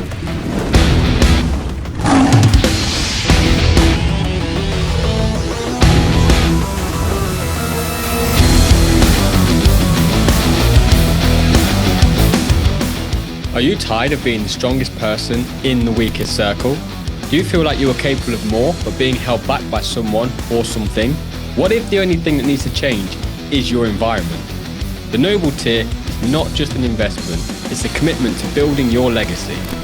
Where mastery meets mindset, where discipline is sharpened and your financial situation will grow. Inside Noble, you will gain access to exclusive online courses from mindset to making money. To name a few, investing in assets, self-employment, affiliate marketing, and a bunch of courses on mental health. Noble Tier will continuously keep getting updates with groundbreaking exclusive content.